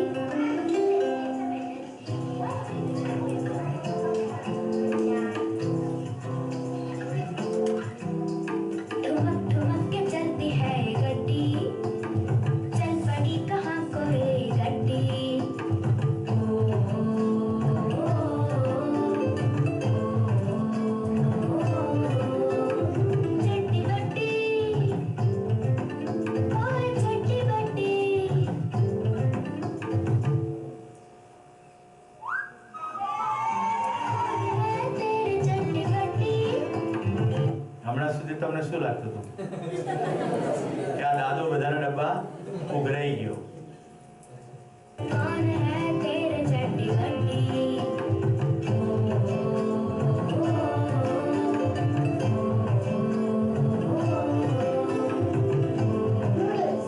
Very nice માણસમાં ન્યાયની કેટલી ભૂખ છે એનું એક ઉત્તમ ઉદાહરણ અમદાવાદમાં વિનય મહાજન અને ચારુલ ભરવાડા નામનું એક કપલ છે. વિનયભાઈ ગ્રેજ્યુએટ આઈઆઈએમના અને ચારુલબેન બોમ્બેથી આર્કિટેક્ટ થયા હતા. બંને Tata institute of fundamental research science માટે કામ કરે અને વિવિધ ક્ષેત્રોમાં કામ કરે. એટલે ભાલ નળકાંઠામાં કામ કરે તો અગરિયાઓ માટે કામ કરતા હોય, સાસણના જંગલોમાં કામ કરે તો આહીરો માટે કામ કરે. એમ જ્યાં કામ કરે ત્યાં એમના થઈને રહી જાય, એમનાથી નજીકમાં રહે, પોતાનું કામ રિસર્ચનું કરે, રિપોર્ટ આપે એટલે એમને પૈસા પણ મળે. પણ કારણ કે માનવ છે ને એટલે એમના પ્રશ્નો સમજે, જાણે, ગીતો લખે. બંને ભેગા મળીને ગીત લખે. વિનયભાઈ ડફલી વગાડે, નાનકડી ખંજરી જેવું, અને ચારુલબેન હાથમાં મંજીરા લે. 45 મિનિટથી 1.5 કલાકનો એમનો કાર્યક્રમ હોય. એ કાર્યક્રમ જ્યારે પેશ કરે ત્યારે તમે અંદરથી હલી જાઓ અને પછી તમને એમાં કંઈક કામ કરવાનું મન થાય. આ એમનું કામ છે. ઓકે, એમણે અમદાવાદ રેલવે સ્ટેશનના બાળકો માટે કામ કરવાનું શરૂ કર્યું. તો શું કરે? બાળકો સાથે ખૂબ આનંદ કરે, પોતાની પાસે પૈસા છે એનાથી બાળકોને ખવડાવે, ફરવા લઈ જાય, આવું બધું કરે. બાળકો નિયમિત રીતે રેલવે સ્ટેશનની વાત કરી રહ્યો છું, સ્ટેશનના પ્લેટફોર્મ પરના એવા બાળકો કાં તો જેના માતા પિતા નથી અથવા એના માતા પિતા ક્યાંક મજૂરી કરે છે અને એ લોકો આખી જિંદગી પ્લેટફોર્મ પર જ ગાળે. તો એ બાળકોમાંથી કોઈ કે તમે કાકા અમને કેટલા દિવસ કેટલું સરસ સરસ ખવડાવો છો, અમારે પણ તમને ખવડાવો. તો કે ક્યારે? કાલે નહીં, પરમ દિવસે સાંજે આવજો. એક સમય આપ્યો. એ સમયે વિનયભાઈ ચારુલબેન પહોંચ્યા અને રાજધાની ટ્રેન આવી. એ ટ્રેનનો જે એંઠવાડ બધ્યો હોય ને એમાંથી એમણે છાપાના ટુકડામાં ફૂટપાથ ઉપર વિનયભાઈને ચારુલબેનને પીરસ્યું. હું તમને ન્યાયની ભૂખ કહી રહ્યો છું, ઉભય તૃપ્તિ. એમને એ નથી ખબર, કારણ કે સોર્સ નથી ખાવાનો. વિનયભાઈએ જ્યારે પૂછ્યું કે તમે આનું જ કેમ રાહ જોઈ, તો કે કાલે આ ટ્રેન હોતી નથી એટલે આજે તમને 3 દિવસ પછી એટલે કીધું. રાજધાની ટ્રેનમાં સૌથી વધારે એંઠવાડ નીકળે છે અને એમાં સારી સારી વસ્તુ હોય છે. તમે અમને સારી સારી વસ્તુઓ ખવડાવી તો અમારે તમને સારી સારી વસ્તુઓ ખવડાવી છે. આનાથી બે વસ્તુ ઉપર ધ્યાન જાય છે. કહેવાતા પૈસાદાર, કહેવાતા શિક્ષિત લોકો કેટલો ખોરાકનો બગાડ કરે છે, પણ બાળકોના મનમાં શું છે? સારું ખવડાવવું છે. બીજા ટ્રેનનો એંઠવાડ એટલો બધો વેરાયટીનો નથી હોતો.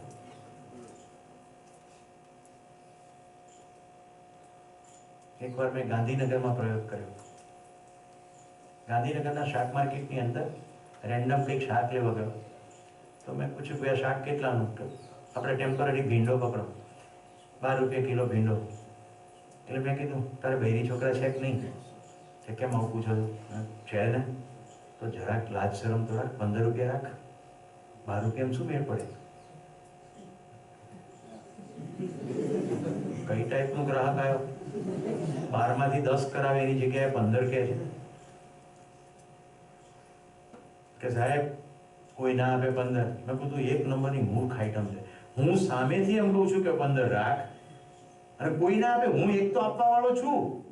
ચલ કિલો ભીંડો આપ. એને કિલો ભીંડો નાખ્યો, મેં 15 રૂપિયા પર્સમાંથી કાઢીને આપ્યા. જેવી મેં થેલી ઉપાડીને એને આમ કરીને ભીંડો મારી થેલીમાં બીજો નાખી દીધો. પ્રત્યેક માણસમાં ન્યાયની પ્યાસ છે, ઉભય તૃપ્તિ. ના લેવાય સાહેબ વધારે, બજારમાં 12 રૂપિયા ભાવ છે, મારાથી 15 ના લેવાય. તમે આપી દીધા છે તો મારે આપવું જ જોઈએ. કોણ મોટું છે? આપણે કોને મોટા માનતા છીએ? મારે બધી જ ગૃહિણીને કહેવું છે, અત્યંત શ્રમ કરનાર માણસો સાથે એક પણ રૂપિયાનું બાર્ગેન ના કરશો. તમે વાડીલાલ આઈસ્ક્રીમમાં બાર્ગેન નથી કરતા, તમે ફિલ્મ થિયેટરમાં બાર્ગેન નથી કરતા, તમે દવાની દુકાને બાર્ગેન નથી કરતા. કાછિયા સાથે બાર્ગેન કરો. લારી ખેંચે છે, સામાન ઉંચકીને લાવે છે, કદાચ 2 રૂપિયા કમાશે તો જિંદગીમાં ફેર પડશે. આપણે 2 રૂપિયા ઓછા થશે તો ફેર પડશે નહીં.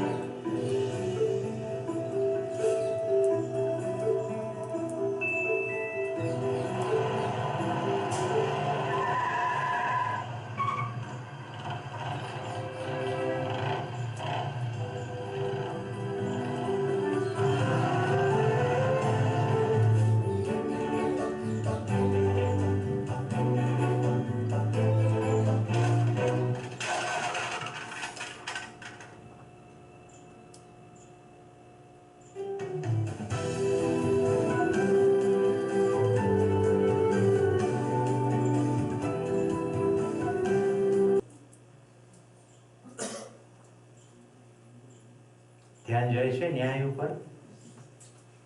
ન્યાય એટલે ઉભય તૃપ્તિ. એ છોકરીના રમકડા પાડી નાખ્યા, પણ છોકરીના મનમાં કન્સેપ્ટ ક્લિયર છે કે આ ભાઈનું પર્સ પડી ગયું છે એટલે મારે એને આપવું. એ આપવામાં તૃપ્તિ છે, અને પેલાને તો પોતાનું પર્સ પાછું મળે તો તૃપ્તિ છે. એક માણસ જાગી જાય એને જાગૃત મનુષ્ય કહીએ, અને બીજો માણસ પણ જાગેલો હોય. એ બે જાગૃત મનુષ્ય વચ્ચે જે વ્યવહાર થાય એમાં ન્યાય સંભવે. મુદ્દો આવશે જાગવું એટલે શું? તો અત્યારે તમે જીવન ક્રિયા જોઈ રહ્યા છો. કુલ જીવન ક્રિયાઓ 10 છે. 10માંથી હજી આપણે તુલન નામની ક્રિયામાં પહોંચ્યા છીએ. તુલન વિશ્લેષણ જોઈ રહ્યા છીએ. આવી જ રીતે આગળ જતા ચિંતન, ચિત્રણ, બોધ, સંકલ્પ, અનુભવ અને પ્રમાણ એમ બીજી ક્રિયાઓ આવશે. કુલ 10 ક્રિયાઓ પ્રત્યે સભાનતા. ચાલી તો બધી જ ક્રિયાઓ રહી છે. 10 ક્રિયાઓ પ્રત્યે સંપૂર્ણ સભાનતા આવે એનું નામ જાગૃતિ. ત્યાં સુધી બેહોશ. ઓકે, તો ન્યાય બે જાગૃત મનુષ્યો વચ્ચે સંભવે ત્યાં સુધી ન્યાયની અપેક્ષા રાખી શકાય. હવે આપણે લઈએ ધર્મ. I don't want to eat them ever again. Do you think, so what will you eat instead? એની માં એને નોનવેજ ખાવાનું કહી રહી છે. આ ધ્યાનવી જેવી નાની બચ્ચી શું જવાબ આપે છે? Eat whatever there's on the table, but not chicken or meat. Why do you think you don't want to do that? Because they're animals and I like animals. So what will we do if we miss eating chicken and meat? I don't miss eating chicken and meat. How about fish? Fish? Yeah. Fish?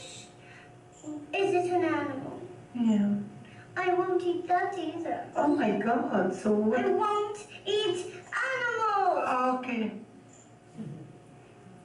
So what do you want to eat? What kind of food do you want to eat? Anything's on the table but not animals. Why do you feel sorry for animals? Because they're nice and I know that we cook them sometimes, which is not very nice, and I know we like to eat animals that we cook, but that's not nice for them. Yeah. Do you think they suffer? I think that they don't really like being cooked in the oven.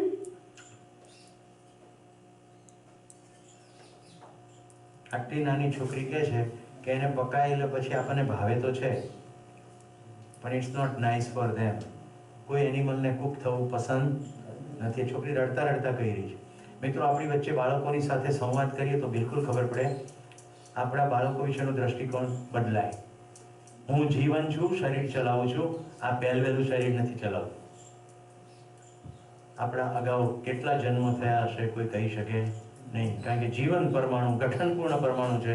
હવે એની પર ભૌતિક રાસાયણિક ક્રિયા થતી નથી, એટલે પરમાણુ નિરંતર છે. એટલે આપણને નિરંતર સુખની પ્યાસ છે. જો સમજાવું છું નિરંતર સુખ કેમ જોઈએ છે, કારણ કે આપણું પોતાનું મૂળભૂત સ્વરૂપ નિરંતરતાનું છે. શરીર નથી રહેતું, આપણે નિરંતર રહીએ છીએ. આપણે બધી જ આયોજન, ઇવન આપણી ગાંઠો બાંધવાની વૃત્તિ પણ નિરંતરતાનું જ પ્રતીક છે. જોઈ લઈશ કાલે, ક્યાં ખબર છે કાલે હોઈશ કે નહીં, પણ આપણને અંદર ક્યાંક પડેલું છે અન્ડરસ્ટેન્ડિંગ કે હું તો કાલે હોઈશ, શરીર નહીં હોય. મારું નિરંતર હોવાપણું છે. એની કોઈક ઇમ્પ્રેશન્સ લઈને આપણે આ વર્તમાન સમયે આ શરીર ચલાવીએ છીએ. હું જીવન છું, હું નિરંતર છું, હું નિરંતર ચાલતી ક્રિયાઓનો સમૂહ છું. પદાર્થ અવસ્થાનો પરમાણુ મૂળભૂત એકમ નિરંતર ક્રિયાશીલ છે. ગઠન પૂર્ણ થયા પછી પણ એ ક્રિયા તો નિરંતર જ છે. અત્યારે આપણે બહારની પરિવેશની ક્રિયા જોઈ રહ્યા છે. 4 પરિવેશ છે, 2, 8, 18 ને 32. એમાં બહારનો સૌથી પરિવેશ છે, જેમાં 32 અંશો છે. એની સ્થિતિ ક્રિયા અને ગતિ ક્રિયા એમ 64 પ્રકારના આપણા આચરણ બહારના પરિવેશની ક્રિયાઓને કારણે થાય. કયા 64? પરિચય શિબિરમાં એનો ઉલ્લેખ ના થાય. એના માટે તમારે પહેલા આ 10 ક્રિયાઓમાં એક એક ક્રિયાને બરાબર જોવી પડે, ત્યાર પછી 64નું ડિફરન્શિએશનનો ખ્યાલ આવે. ચાર્ટ બતાડીશ તમને, પણ એક ક્રિયા જોઈ શકાય છે અને એક આચરણને કઈ ક્રિયાથી આ નીકળ્યું એ પણ થઈ શકે.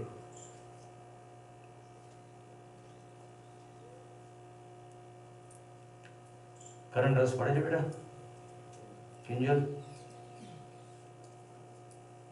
પડે જ ને. સુખનું સરનામું મળી ગયું. કેટલા લોકોને એવું થયું છે આજે કે પહેલા દિવસે તમારી જે એકાગ્રતા હતી એ જેમ જેમ શિબિર ચાલતો ગયો તેમ તેમ મન વધુ ને વધુ એકાગ્ર થતું ગયું?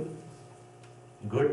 પહેલા દિવસે જેટલું મન બહાર ભટકતું હતું એને બદલે મન સ્થિર થઈ ગયું, એવું કેટલાનો અનુભવ છે? આવું કેમ છે કહું? સુખની પામવાની અપેક્ષામાં મન નિરંતર ભટકે છે. જેવું સુખનું સરનામું મળી જાય છે એટલે ભટકતું મન સ્થિર થઈ જાય છે, એટલે એકાગ્ર થઈ જાય. મારા શબ્દોથી તમારી એકાગ્રતા નથી, આ ચાર્ટથી એકાગ્રતા નથી. એકાગ્રતા છે તમારું સુખનું સરનામું તમને દેખાવા મળ્યું. અને મેં તમારી પર શાસન કરવાની કોઈ કોશિશ કરી નથી. પ્રસ્તાવ મૂક્યો છે. પ્રસ્તાવ તમારી અંદર પ્રતિબિંબિત થયો છે અને યોગ્ય લાગ્યો છે એટલે તમે એકાગ્ર થયા છો. રાજવી ટેસડો ને. ન્યાય, ધર્મ, સત્ય. સાપ એ પ્રાણ અવસ્થાની એક ઇકાઈ છે, એકમ છે. ત્યાં ખાલી પહેચાનનાને નિર્વાહ કરે. જ્યાં સુધી સાપને પોતાનું શરીર સમાપ્ત નહીં થઈ જાય એવા પ્રકારના સિગ્નલ નહીં મળે ત્યાં સુધી સાપ નહીં કાઢે. નંબર 2, સાપની વર્ટિકલ મુવમેન્ટ જે એમની સામે થાય આવી રીતે એ સાપ ઓળખી શકતો નથી. તમે પેલી ફિલ્મમાં કદાચ જોયું હશે કે પેલું મોર્સુપિયલ છે ઠેઠ એના મોઢા સુધી જઈને જાય પછી પાછો ત્યાં સુધી ના થાય. એ આમાં મુવમેન્ટને સમજે છે, આમ મુવમેન્ટને સમજતો નથી. એટલે બધા જ મધેરીઓ જે મોરલી છે ને આમાં ફેરવાય એટલે પેલો સાપ આમાં કરે. ગાંધીનગરમાં એક સરસ છોકરો છે, એનું નામ છે આરીફ ઠેબા. આરીફે કોબરા પકડ્યો હતો અને એ જ સાંજે અમે એને મળવા ગયા. આરીફના બધા મિત્રો કે આરીફે કોબરા પકડ્યો છે પણ આરીફ તમને કોબરાને હાથમાં લઈને ડેમો કરી બતાવે. એવું તો ના કરે, પોઈઝનસ પકડેલો છે અને આરીફ બચાવનું કામ કરે છે કે મધારી નથી એટલે પકડીને છોડી દે. આરીફ કે અંકલ થાય હું તમને બતાડું, અને પછી એને મને ડેમોન્સ્ટ્રેશન કરીને બતાવ્યું. પણ મેં આખી પ્રક્રિયાને ઓબ્ઝર્વ કરી અને કઈ રીતે એને ડેમોન્સ્ટ્રેશન કર્યું. કારણ કે મને સાપમાં રસ છે અને હવે જીવન વિદ્યાને કારણે અવસ્થા અને વ્યવસ્થા સમજવામાં રસ છે એટલે હું સમજી શક્યો કે કેવી રીતે થાય. પણ ઇન્ટરેસ્ટિંગ વસ્તુ એ છે કે તમે એ અવસ્થા કઈ રીતે વર્તશે એનું તમને જ્ઞાન ના હોય તો એ સાપ તમને ઓળખતો નથી કે ભાઈ હું તો બહુ પ્રેમાળ છું, મારે તારી સાથે કોઈ પ્રોબ્લેમ નથી, તો તું મને ના કરડીશ, એવું ના થાય. Okay?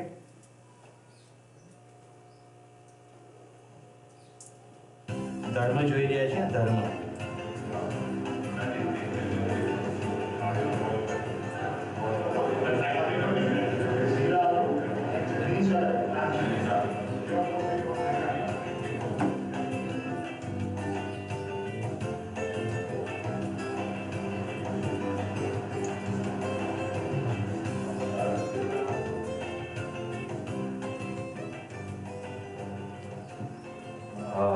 Hi sir, I'm the manager of this restaurant. How was the food, ma'am? Sir, कैसा लगा खाना आपका? मैम आपको आपने आलू जीरा खाया? कैसा लगा आलू जीरा? Thank you so much. हमने स्पेशली वो आपके लिए बनाया था और वो शेफ ने बहुत मेहनत करी थी उसके लिए. तो कुछ कहना चाहते हैं हमारी सर्विस के लिए, शेफ के लिए? मैम आप कुछ कहना चाहते हैं? Thank you so much and keep coming. और मैं आपको बताना चाह रहा हूँ हमारी सर्विस के बारे में थोड़ा सा बता देते हैं, आपकी कैसी सर्विसेज लगी आपको? ओके, तो हमारे वेटर से कुछ कहना चाहते हैं? ओके, आपने सबको बोल दिया है. Thank you. आप उनको भी थैंक यू बोल दीजिए प्लीज. मैं मिलवाता हूँ आपसे. ठीक. सर ये है वो जिनसे मैं आपको मैम मिलवाना चाहता था और मैं चाहता था कि आप इनको भी थैंक यू बोलें. क्या नाम है आपका? इजहार जो है ये फार्मर है, किसान है, और मैं आपको बताता हूँ जो आपने आलू जीरा खाया था, जो आलू जीरा आपने खाया है उसको बनाने में हमारे शेफ ने 10 मिनट मेहनत करी थी। जो वेटर थे उन्होंने यहाँ तक लाने में 2 मिनट मेहनत करी थी। जो आलू जीरा मैम आप खा रही थी, हमें अंदाजा नहीं होता उस आलू जीरा को बनाने के लिए आलू इन्होंने बोया और उसमें 6-6 महीने लगाए। तो हमें कभी अंदाजा नहीं होता, तो हमें इनको भी थैंक यू बोलना चाहिए, हमारे फार्मर्स को, हमारे किसान को, है ना। तो मैं चाहता हूँ आप प्लीज इनको भी एक बार थैंक यू बोल दीजिए। कैसा लगा हमें? खेती अभी बहुत मेहनत से होती है। 6 महीना पहले उसको जोतते हैं, उसके बाद उसमें खाद डालते हैं, खाद डाल के उसमें या पोटास दे करके तब बिया रोपते हैं एक एक करके। धूप में भी खड़े हैं, बारिश में भी खड़े हैं, 7 दिन उसमें रहते हैं। 50 रुपया किलो केजी उसका बिया मिलता है। और जब हम लोगों को उखड़ के तैयार हो जाता है तो वो 12 रुपया केजी बिकता है। 8 रुपया का सामान है, 8 रुपये मिले। ये है जो हम लोगों को बचत नहीं, लेकिन क्या करें, सरकार को ही काम तो आपको वही करना है। काम तो वही करना है, दूसरा काम तो है ही नहीं। और क्या बताएं?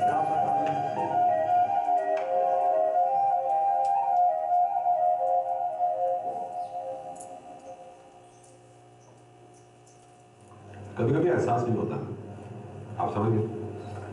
जब खाना खाते हैं किसी रेस्टोरेंट में, तो रेस्टोरेंट में बिल दे देते हैं आप उसका, गवर्नमेंट को टैक्स दे देते हैं, लेकिन जो असली हकदार हैं, फार्मर्स, किसान हैं, उनको कुछ नहीं पाते। तो कम से कम थैंक यू बोलिए उनको। अनफॉर्चुनेटली हमारे मुल्क में पिछले 3 सालों में 3000 किसानों ने खुदकुशी की है पैसों की वजह से। अगर पैसे नहीं पहुंच रहे उन तक तो कम से कम थैंक यू तो पहुंचाएं प्लीज। अगर हो सके तो हर किसान को थैंक यू बोलिए और एंजॉय करिए अपना खाना। Thank you so much. મિત્રો, અમે કેટલાક શિબિરમાંથી પસાર થયેલા લોકો એવું શરૂ કર્યું છે કે ખેડૂતો પાસેથી સીધી વસ્તુઓ લેવી અને એ વસ્તુઓ સીધી ગ્રાહકો સુધી પહોંચાડવી, એમાં અમારી કુશળતાઓનો ઉપયોગ કરવો, એમાં કોઈ કમિશન નથી. એક કલ્પેશભાઈ છે ખેડાની અંદર, ફટાકડા અને પતંગની દુકાન ચલાવતા. જીવન વિદ્યા શિબિરમાંથી પસાર થયા પછી ખેતીનો ખ નહોતો આવડતો, પણ ખેતી કરવાની શરૂ કરી. અમે નક્કી કર્યું કે જે ઉપાડે ઉગાડે એ બધું અમે ખરીદી લઈશું અને વેચી દઈશું. તો જીવન વિદ્યા શિબિરમાંથી જેટલા પસાર થાય એ બધાને મેસેજ છોડે, ચોખા કે ઘઉં ઇમ્પોર્ટન્ટ નથી, કોઈક ઊભું થાય છે આપણી વચ્ચેથી કે હવે ખોટું કામ નથી કરવું, શ્રમપૂર્વક જીવવું છે, સારી રીતે જીવવું છે, લોકોને ચોખ્ખું ખવડાવવું છે, કોઈ પેસ્ટિસાઇડ નહીં, કોઈ હર્બિસાઇડ, કોઈ જંતુનાશકો નહીં. કદાચ એ દાણા કોઈ ખાસ કિસ્મના નહીં હોય એટલે કેટલોક સ્વાદ નહીં ધરાવતા હોય, એમાં હું અપેક્ષા રાખું છું કેશુભાઈ જેવા એગ્રીકલ્ચરિસ્ટની મદદ લઈશું, કયું બિયારણ રાખવું એવું કરશું આગળ. કેટલા લાગે છે આ કરવા જેવું કામ છે? ખેડૂતોને થેન્ક યુ બીજું કઈ રીતે કહેવાય? એમની પાસે એવી વાણિજ્યની આવડતો નથી કે બજારને નિયંત્રિત કરી શકે, એમને સારામાં સારું ઉગાડતા આવડે છે. મને એક મારા દોસ્તના પિતાજી વિશે ખબર પડી કે જીરું ઉગાડે છે. મેં દોસ્તને કીધું એટલું પિતાજીને મેસેજ આપી દો, મને એ ખબર નથી હું કેવી રીતે વેચીશ, પણ મને અસ્તિત્વમાં વિશ્વાસ છે, તમે જે ઉગાડશો, તમે જે ભાવ કહેશો એ ભાવ તમને આપશું, બધું જીરું હું ખરીદી લઈશ અને બધું વેચી દઈશ. મિત્રો, જીવન ક્રિયામાં ધ્યાન જતા જતા એટલું સૂક્ષ્મ ધ્યાન જાય છે કે અસ્તિત્વમાં સંપૂર્ણતાની એવી વ્યવસ્થા છે, જીને દો ઓર જીઓ. કોઈકને મદદ કરીશું સચ્ચાઈની દિશામાં તો આપણું જીવવાનું એની અંદર નિહિત છે જ. હવે કોઈકને મદદ ક્યાં છે? તો પોતાને જ મદદ છે. કોઈ વ્યક્તિ જંતુનાશક ન વાપરે એટલે અસ્તિત્વગત વ્યવસ્થા સચવાય કે બગડે? જંતુનાશક વાપરવાથી તો કોઈ ખાસ જંતુને મારી નાખીએ છે, એને કારણે બીજા પ્રકારના જંતુઓનો ઉપદ્રવ થાય છે. આપણા બધા કીટકોને આપણે મારી નાખ્યા એટલે એ કીટકો ઉપર જીવતા પક્ષીઓ ખતમ થઈ ગયા. એટલે હવે બીજા ઈયળો આવી ગઈ કે જે પક્ષીઓ એને ખાઈ જતા હતા, પક્ષીઓ રહ્યા નહીં. આપણને ગમતા નહીં ગમતાનો નિર્ણય કરીને આપણે જંતુનાશકો, આપણને ગમતી નહીં ગમતી વનસ્પતિને ધ્યાનમાં રાખીને હર્બિસાઇડ્સ, ખેતરની એક ઇંચ જમીનમાંથી ઉત્પાદન થવું જોઈએ, એટલે વૃક્ષ તો હોવું જ નહીં જોઈએ, છાંયો થઈ જાય, એટલામાં ઉપરાંત ઉત્પાદન ના થાય. આવી આપણે જે લોભ વૃત્તિ છે ને, સુવિધામાં સુખ, સુવિધા ક્યાંથી આવશે? પૈસાથી. વધુ ને વધુ સુવિધા માટે, વધુ ને વધુ પૈસા માટે, વધુ ને વધુ ઉત્પાદન માટે, વધુ ને વધુ રસાયણો વાપરવાના. આ વિષ ચક્ર છે. આમાંથી આપણા ભાઈઓને બહાર કેવી રીતે કાઢવાનું? આપણે શરૂ કરવું પડશે. અહીંયાથી નહીં, અહીંથી વિચારવાનું. આ તો ભાવતું નથી, કારણ કે આપણે રસાયણ વાળા ગંદા ખોરાકો ખાઈને એવા ટેવાઈ ગયા છે ને. હું તમને ખાલી ગોળનું ઉદાહરણ આપું છું. ખેડૂત કેટલો ભલો હોય છે, પણ છતાં કેટલા એને ખબર નથી હોતી. અમે ટ્રેકિંગ કરવા ગયા હતા પોળોના જંગલમાં, ખૂબ ચાલ્યા, એકદમ ડાન્સ ભૂખ્યા અને તરસ્યા પણ થયા. એમાં એક દીકરી માથા ઉપર શેરડીનો ભારો લઈને જાય, આદિવાસી. એટલે મેં કીધું બેટા આખો ભારો આપી દે. અમે 25 જણા હતા, એટલે ખાઈ જઈએ. તો કે આવડું મોટું ખેતર પડ્યું ને, ત્યાં જાઓ, આ તો મારે ઘરે લઈ જવાની. એટલે અમે ખેતરે પહોંચી ગયા. તો ખેતર એક કાકા બેઠા હતા. એ કાકા શેરડી શું ભાવ આપી? રહ્યું ખેતર આખું, ખાઓ ને, કંઈ પૈસા જોતા નથી, તમારે જે લેવું એ લઈને ખાઓ. એટલે અમે તો શેરડી ખાવા તૂટી પડ્યા, સંકોચ સાથે પણ તૂટી તો પડ્યા, કારણ કે ભૂખ તો લાગેલી છે. અને હું ખેડૂતનો દીકરો છું ને એક સમયમાં અમારે ઘરે પણ શેરડી ઉગાડતા. અને બાલ્યાવસ્થામાં મને યાદ છે, ઘરે સિચોડો ચાલતો, શેરડીના રસમાંથી ગોળ બનતો. મારા દાદા બધાને પોસ્ટકાર્ડ લખતા, એમાં કેટલાક રિટર્ન આવેલા પોસ્ટકાર્ડ મને પાછળથી મળ્યા પણ ખરા. લાલ અક્ષરે લખતા, બહેનો દીકરીઓ વેવાઈઓ મિત્રો સાથે ઊનો ગોળ ખાવા પધારજો. ઘરે માંડવા બંધાતા, ખેતરે માંડવા બંધાતા, અને લોકો ટેસડો કરતા. એ બધું જોયું હતું, એટલે ખાધી. હવે એ કાકા અમને શેરડી ખાઈને ધરાતા જોઈને, સંતુષ્ટ ને ખુશ થતા જોઈને કે છોકરાઓ હવે શું પ્લાન છે? થોડુંક વાર બેસીશું, પછી અમારે જવાનું છે. તો કે જતા ન રહેતા, હમણાં હું આવું, એમ કરીને કાકા ગયા. હવે સાબરકાંઠા જિલ્લામાં છે ને કંપા કે, કંપા એટલે કેમ્પમાંથી આવેલો શબ્દ, CAMP કેમ્પ. અંગ્રેજોના વખતમાં શરૂ થયેલું. ગામ ક્યાંક હોય, છાવણી અંગ્રેજોની જુદી જગ્યા હોય, એટલે કેમ્પ થયો. ખેડૂતોને સરભરા માટે બોલાવે, એટલે કેટલાક ખેડૂતો ટેમ્પરરી ઝૂંપડા ત્યાં બનાવી દે, એમાંથી થઈ જાય કંપો. એટલે ખેડૂતને 2 ઘર હોય, એક ગામમાં ઘર હોય પરમેનન્ટ, અને એક કંપો હોય. ઓકે, એ કંપામાં ગયા અને 2 હાથમાં પ્લાસ્ટિકની થેલી ભરીને લઈ આવ્યા. ચલો મારી જોડે. તો અમે ખેતરના આગલા ભાગમાં હતા, ત્યાં પાછળના ભાગમાં લઈ ગયા, અને અમને બધાને બેસાડ્યા. ત્યાં ગોળ બનતો હતો, કે તમને જલસો પડી જાય આ ગરમ ગરમ ગોળ અને તીખું ચવાણું. કારણ કે તમે શેરડી ખાધી છે એટલે મોઢું ગળ્યું થઈ ગયું, એટલે તીખું ચવાણું ખાઓ ને ગોળ ખાઓ, જો મજા પડે. અમે ખાધું. એ કાકા અમને કે જો કેવી રીતે ગોળ બને છે. અંદર ઝૂંપડીમાં જઈને સર્ફ એક્સેલની પડીકી લઈ આવ્યા, પડીકું. કે બીજા બધા તો નિરમા ને હિપોલિન એવું ગમે તે નાખે છે, અમે તો સર્ફ એક્સેલ નાખીએ. એમ કરીને જે પેલો ચોકીમાં ગોળ હતો એની ઉપર નાખ્યો પાવડર, એટલે સર્ફેક્ટન્ટ એની પ્રોપર્ટી છે, એટલે બધું ઉપરથી કાળાશનો ભાગ નીકળી જાય, નીચે ધોળો ગોળ થાય. મિત્રો એટલો ભાવ હતો કે હું ખાઈ તો ગયો, પણ ગાંઠવાળી આ ગોળ ખવાય નહીં. તમને કદાચ ખબર નથી, પણ તમે જે ધોળો ગોળ ખાઓ છો, ગોળ પ્રાકૃતિક સ્વરૂપે ધોળો હોતો નથી. એ લાલ હોય, ડાર્ક ગ્રીન હોય, અથવા બ્રાઉન હોય, અથવા કાળો હોય. જેવું ઉકળવાનું એની અંદરના જેવા રસાયણો. શેરડી જુદી જુદી જગ્યાએ જુદા જુદા મિનરલ ધરાવે, એટલે વલસાડમાં જે શેરડી થાય તે અહીંયા બનાસકાંઠામાં સેમ એવી ના થાય, નીચે સોઇલ પર જાય. હું તમને એ કહેવા માંગુ છું, ખેડૂત ભલો છે, એના હૃદયમાં શું ભાવ છે? શેરડી ખાવાથી ઓછું થવાનો તો ભાવ છે જ નહીં તો પછી ઘરે જઈને શું કામ ચવાણું લઈ આવે અને ગોળ ખવડાવે? આપવું છે, પણ એને ખબર નથી કે આ ન ખાય, એને આ યોગ્ય લાગે. શું કરવું પડે? પેલો જે કરે છે એવું કરવું પડે. પૂછો તમારી જાતને, કેટલા ખેડૂતો ભાઈબંધ છે? આપણે બધા શહેરના લોકોને ભાઈબંધ બનાવીએ. ખેડૂત ભાઈબંધ નહીં હોય તો પેસ્ટિસાઇડ વાળો કચરો પેટમાં જશે. ખેડૂત ભાઈબંધ હશે તો પ્રેમ અને પદાર્થ બેય મળશે. હજી ખેડૂત બાપડો ને વિચારો નથી, હજી હૃદયનો ઉદાર છે.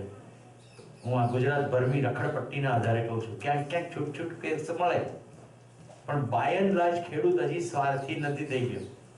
ઉત્પાદન પાછળની ગાંડી દોટ આપણે જ શીખવાડી. થોડા ખેડૂતોને દત્તક લેવા પડે. દત્તક લેવા એટલે પોતાના ગણીએ, તમે મહેનત કરો, ઉત્પાદન અમે લઈશું. આ જે સમજણ પડી એ મેં મારો કેસ તમને શેર કર્યો છે. તો ધર્મની આપણે થોડી ખબર પડી. સત્ય આટલું બધું છે. વસ્તિથી સત્ય, વસ્તુ સત્ય, વસ્તુ સ્થિતિ સત્ય. કેટલું ડિટેલ વર્ક છે. પરિવારની અને સમાજની થોડી આછી પાતળી આજ સાંજ સુધી સ્પષ્ટતા થાય તો આવતીકાલે સમગ્ર અસ્તિત્વની ઝાંખી કરીશું. એમાં હવે જેટલું મિસિંગ છે એટલું બધું કાલે લઈશું. ओके, नमस्कार, फिर मिलेंगे 1:20 पर.